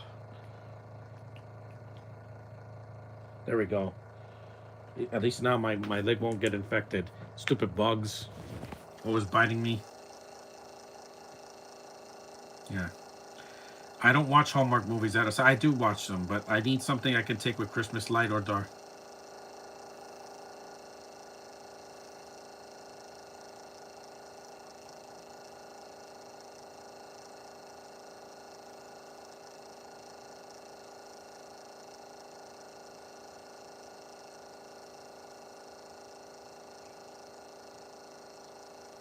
Mm-hmm. Yep. That's alcohol. Alcohol's flammable. It's one of the best kills in the movie. A fiery death.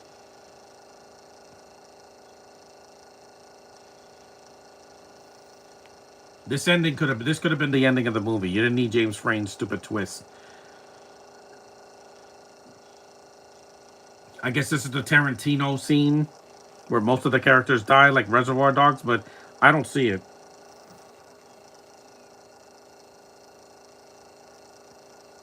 Because hand sanitizer has alcohol in it, right? This one does. See, yeah, it does, but not to drink, but to heal.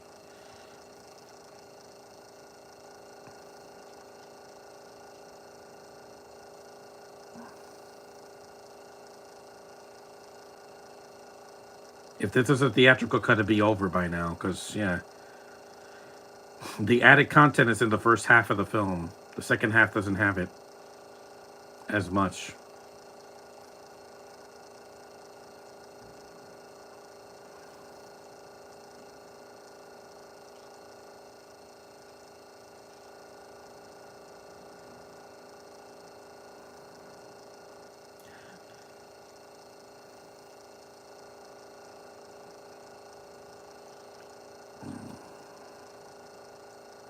Yeah, the cops is going to the area where all these men are dead.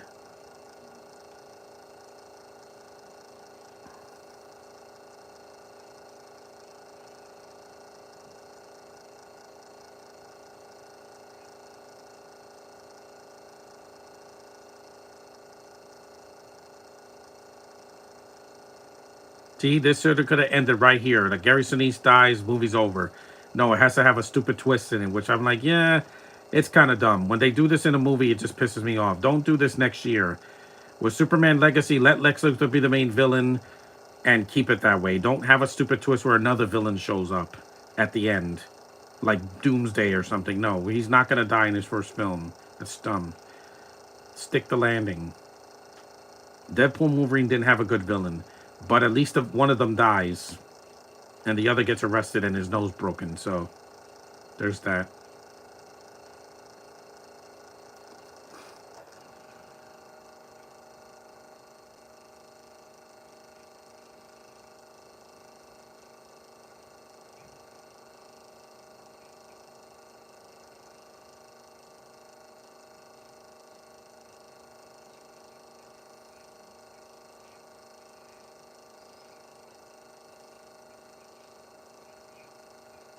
See, Gary Sinise, for not being a tall man, he's a very intimidating character in this movie. You didn't need another villain. Why did you need another twist villain? That is Canada.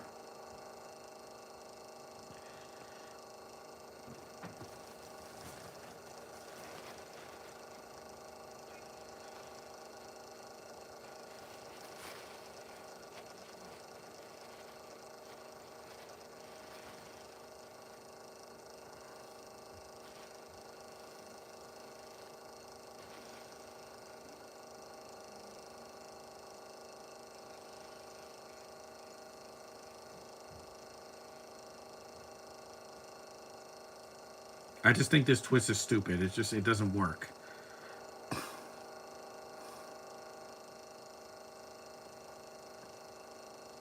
That's what I didn't like in the third act, because that shootout was cool.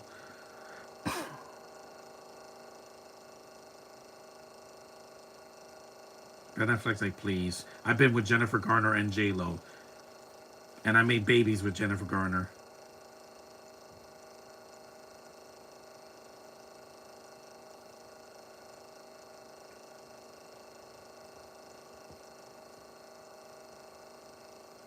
Because her being the villain is like what they did with Elsa in Indiana Jones and the Last Crusade. It just doesn't make any. That one they do a lot sooner. It's like about a third of the way through the movie, and I'm like, really? Elsa's got to be one of the villains, and she dies falling into a pit. Whoopee.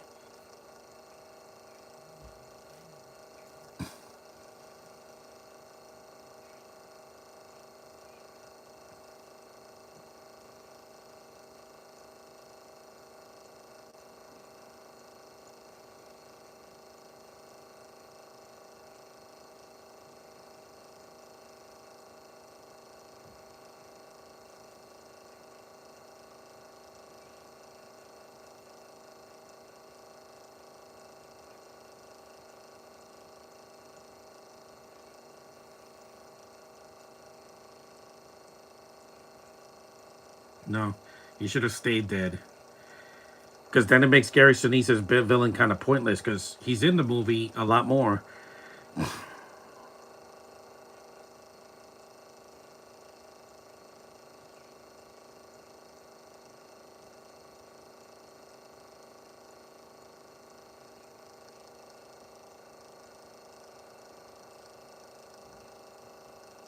This twist, I just think, is unnecessary in the movie. Even in the yes, it's in the theatrical cut too, so it's unavoidable.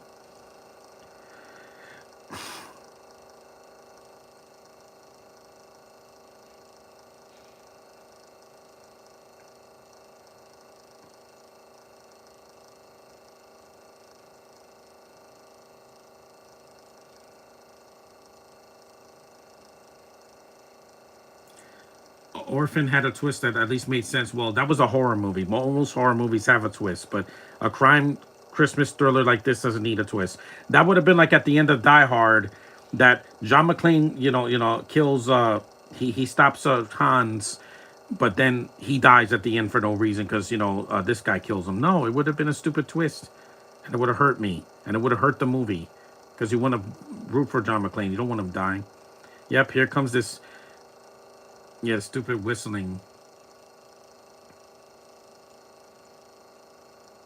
Yeah, I have Silver Bells. Yeah, this movie ruined that song for me because they put it in the movie Polar Express, but it makes me laugh because it's like ring a ling, ring a ling, ring a ling. Yeah, kiss, suck it, James Frayne. Yeah, you're in the last 5 minutes of the movie and nobody cares. Sinise is the real villain here, not you. You're in the movie for like 15 minutes in total. Your freaking discount dollar store Joaquin Phoenix, you. At least he can act and won an Oscar. The two foreigners are the villain? Yeah, no freaking kidding. That's very predictable.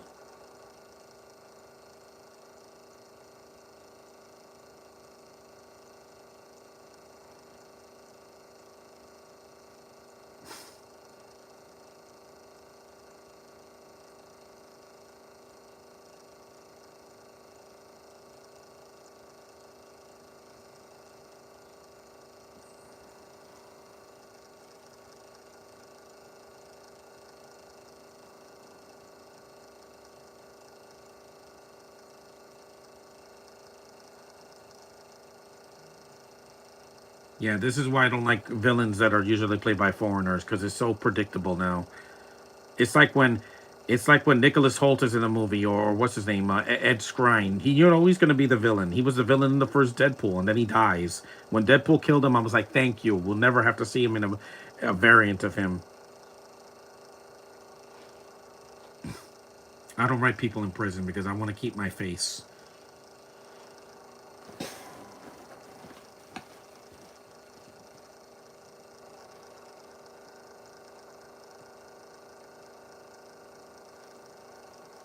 And this is just padding the running time. The movie's already long enough. You villains monologue too long, and that's why you always fail.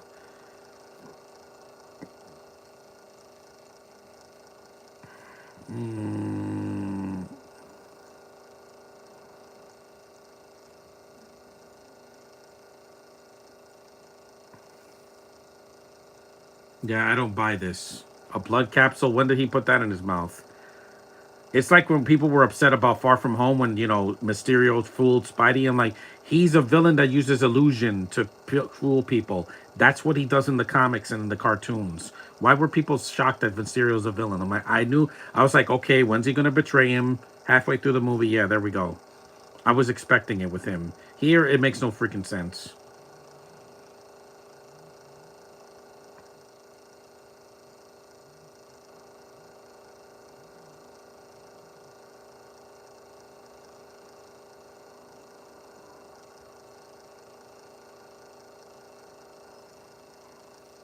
Frane's not even in the front cover of the movie or the back cover. Well, he's not a character in the movie. He's barely in it. Real villains show up a lot more. They don't have to have all the screen time, but let them do something. Not, ha, surprise, I'm the villain in the last 5 minutes. Yeah, nobody cares.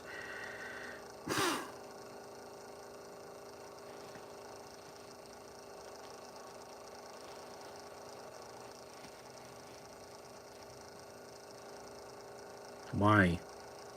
5 golden rings. Far From Home, that didn't bother me. No, it didn't, because I'm like, I knew it was coming. Like, when is he going to turn on Spidey? He gives him the glasses. Like, that wasn't so hard, was it? Did No Way Home. Well, No Way Home, what twist was that? They could have done worse if Miles was revealed. No, he's going to show up in the next one. Because if you have Venom in that movie, Spidey can't fight him by himself. Sorry. They kept Venom out of the Spider-Verse for a reason, because he'll ruin it. Because if this is this chunky Venom like this, yeah, it's not going to work in the Spider-Verse.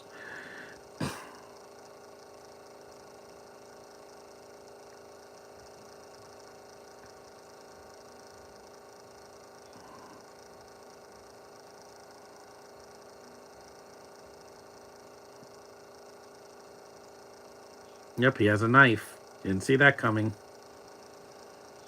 And unlike Black Widow, where they said, there's a knife in your pocket, use it to cut out, to get yourself out. Wink, wink. Here, he does it in secret. It's better. It's not winking at the audience.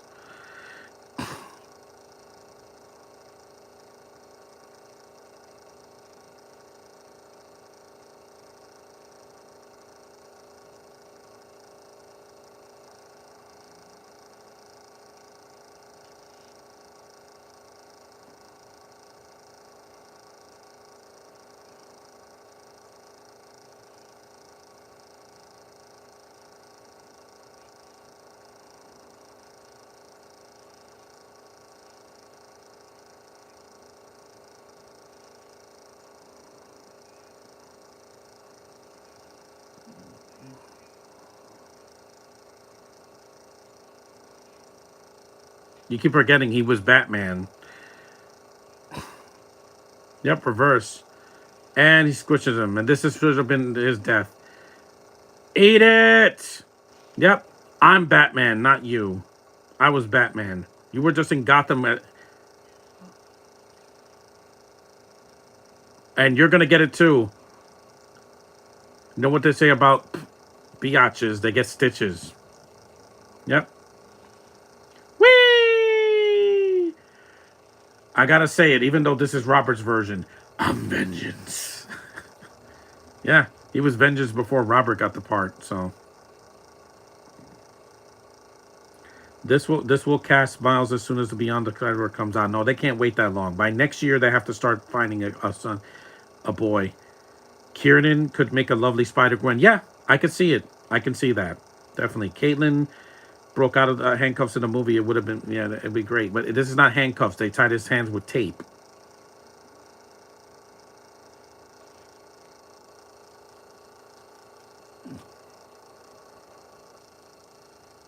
It's like I got bit by a spider or something.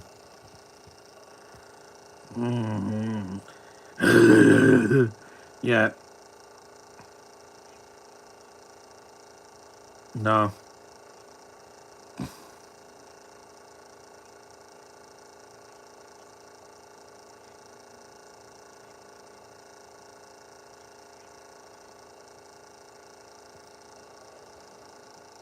Mm. Yep. Time to say goodbye.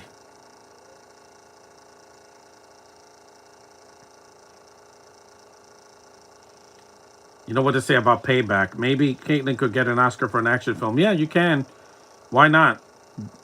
The Mission Impossible movies got some Oscar nominations. I think a couple of them did. I think Fallout got like a sound mixing or something like that. Yeah. Mm-hmm. Bye, James Frayne. Now you're gonna die. You're gonna blow up right next to your, right next to that traitor. Ben Affleck. Yeah. Yippee Ki Oh no, that's another movie. Sorry. This isn't that kind of movie. This is a little bit shorter because the original Die Hard's about 2 hours, and there's no director's cut. Yep. And he got the money. He got away with it. But instead of taking it for himself, he goes to people's houses and gives them some nice incentives. Pum. I'm gonna give the money to give the cash away. Pum.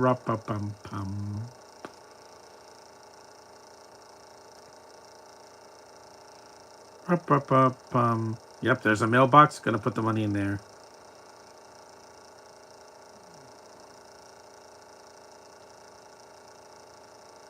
Yep, here's a stash of money. You need it. See, he has a smile on his face. Yeah, something Henry Cavill never had, because he knows Cavill's got no career. There's a Christmas bonus for you. Merry Christmas. It's a good ending, though. The ending, I like the ending. I don't like the twist, but I do like him walking away. At least Rudy doesn't die in this movie.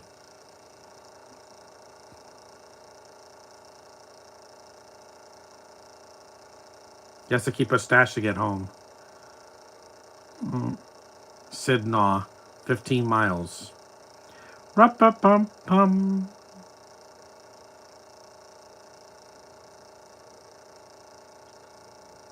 Where's his hat?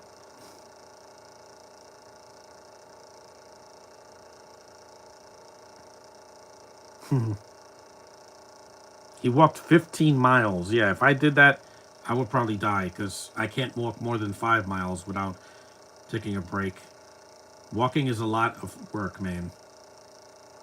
He got home 29:66. He had the happy ending. All these other people died because greed is bad. That was fun, guys.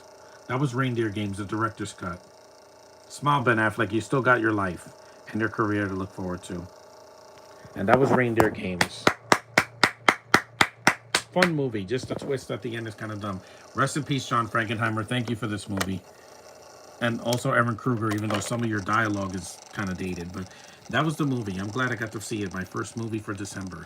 So my next one will probably be maybe tomorrow or Tuesday. I got to do more to make up for November. It was so lackluster. But anyway, that movie is a lot of fun. It's definitely underrated. It didn't deserve to flop. I've seen worse movies that came out this year that flopped, like Madam Web and If. But that was the film. So if you haven't seen it in a while, go watch it for the holidays. It's fun. It's an hour and 50 some minutes. It's actually not 2 hours, but with the end credits it is. So that was Reindeer Games. See you guys. Acknowledge me, and I'll see you in the next one.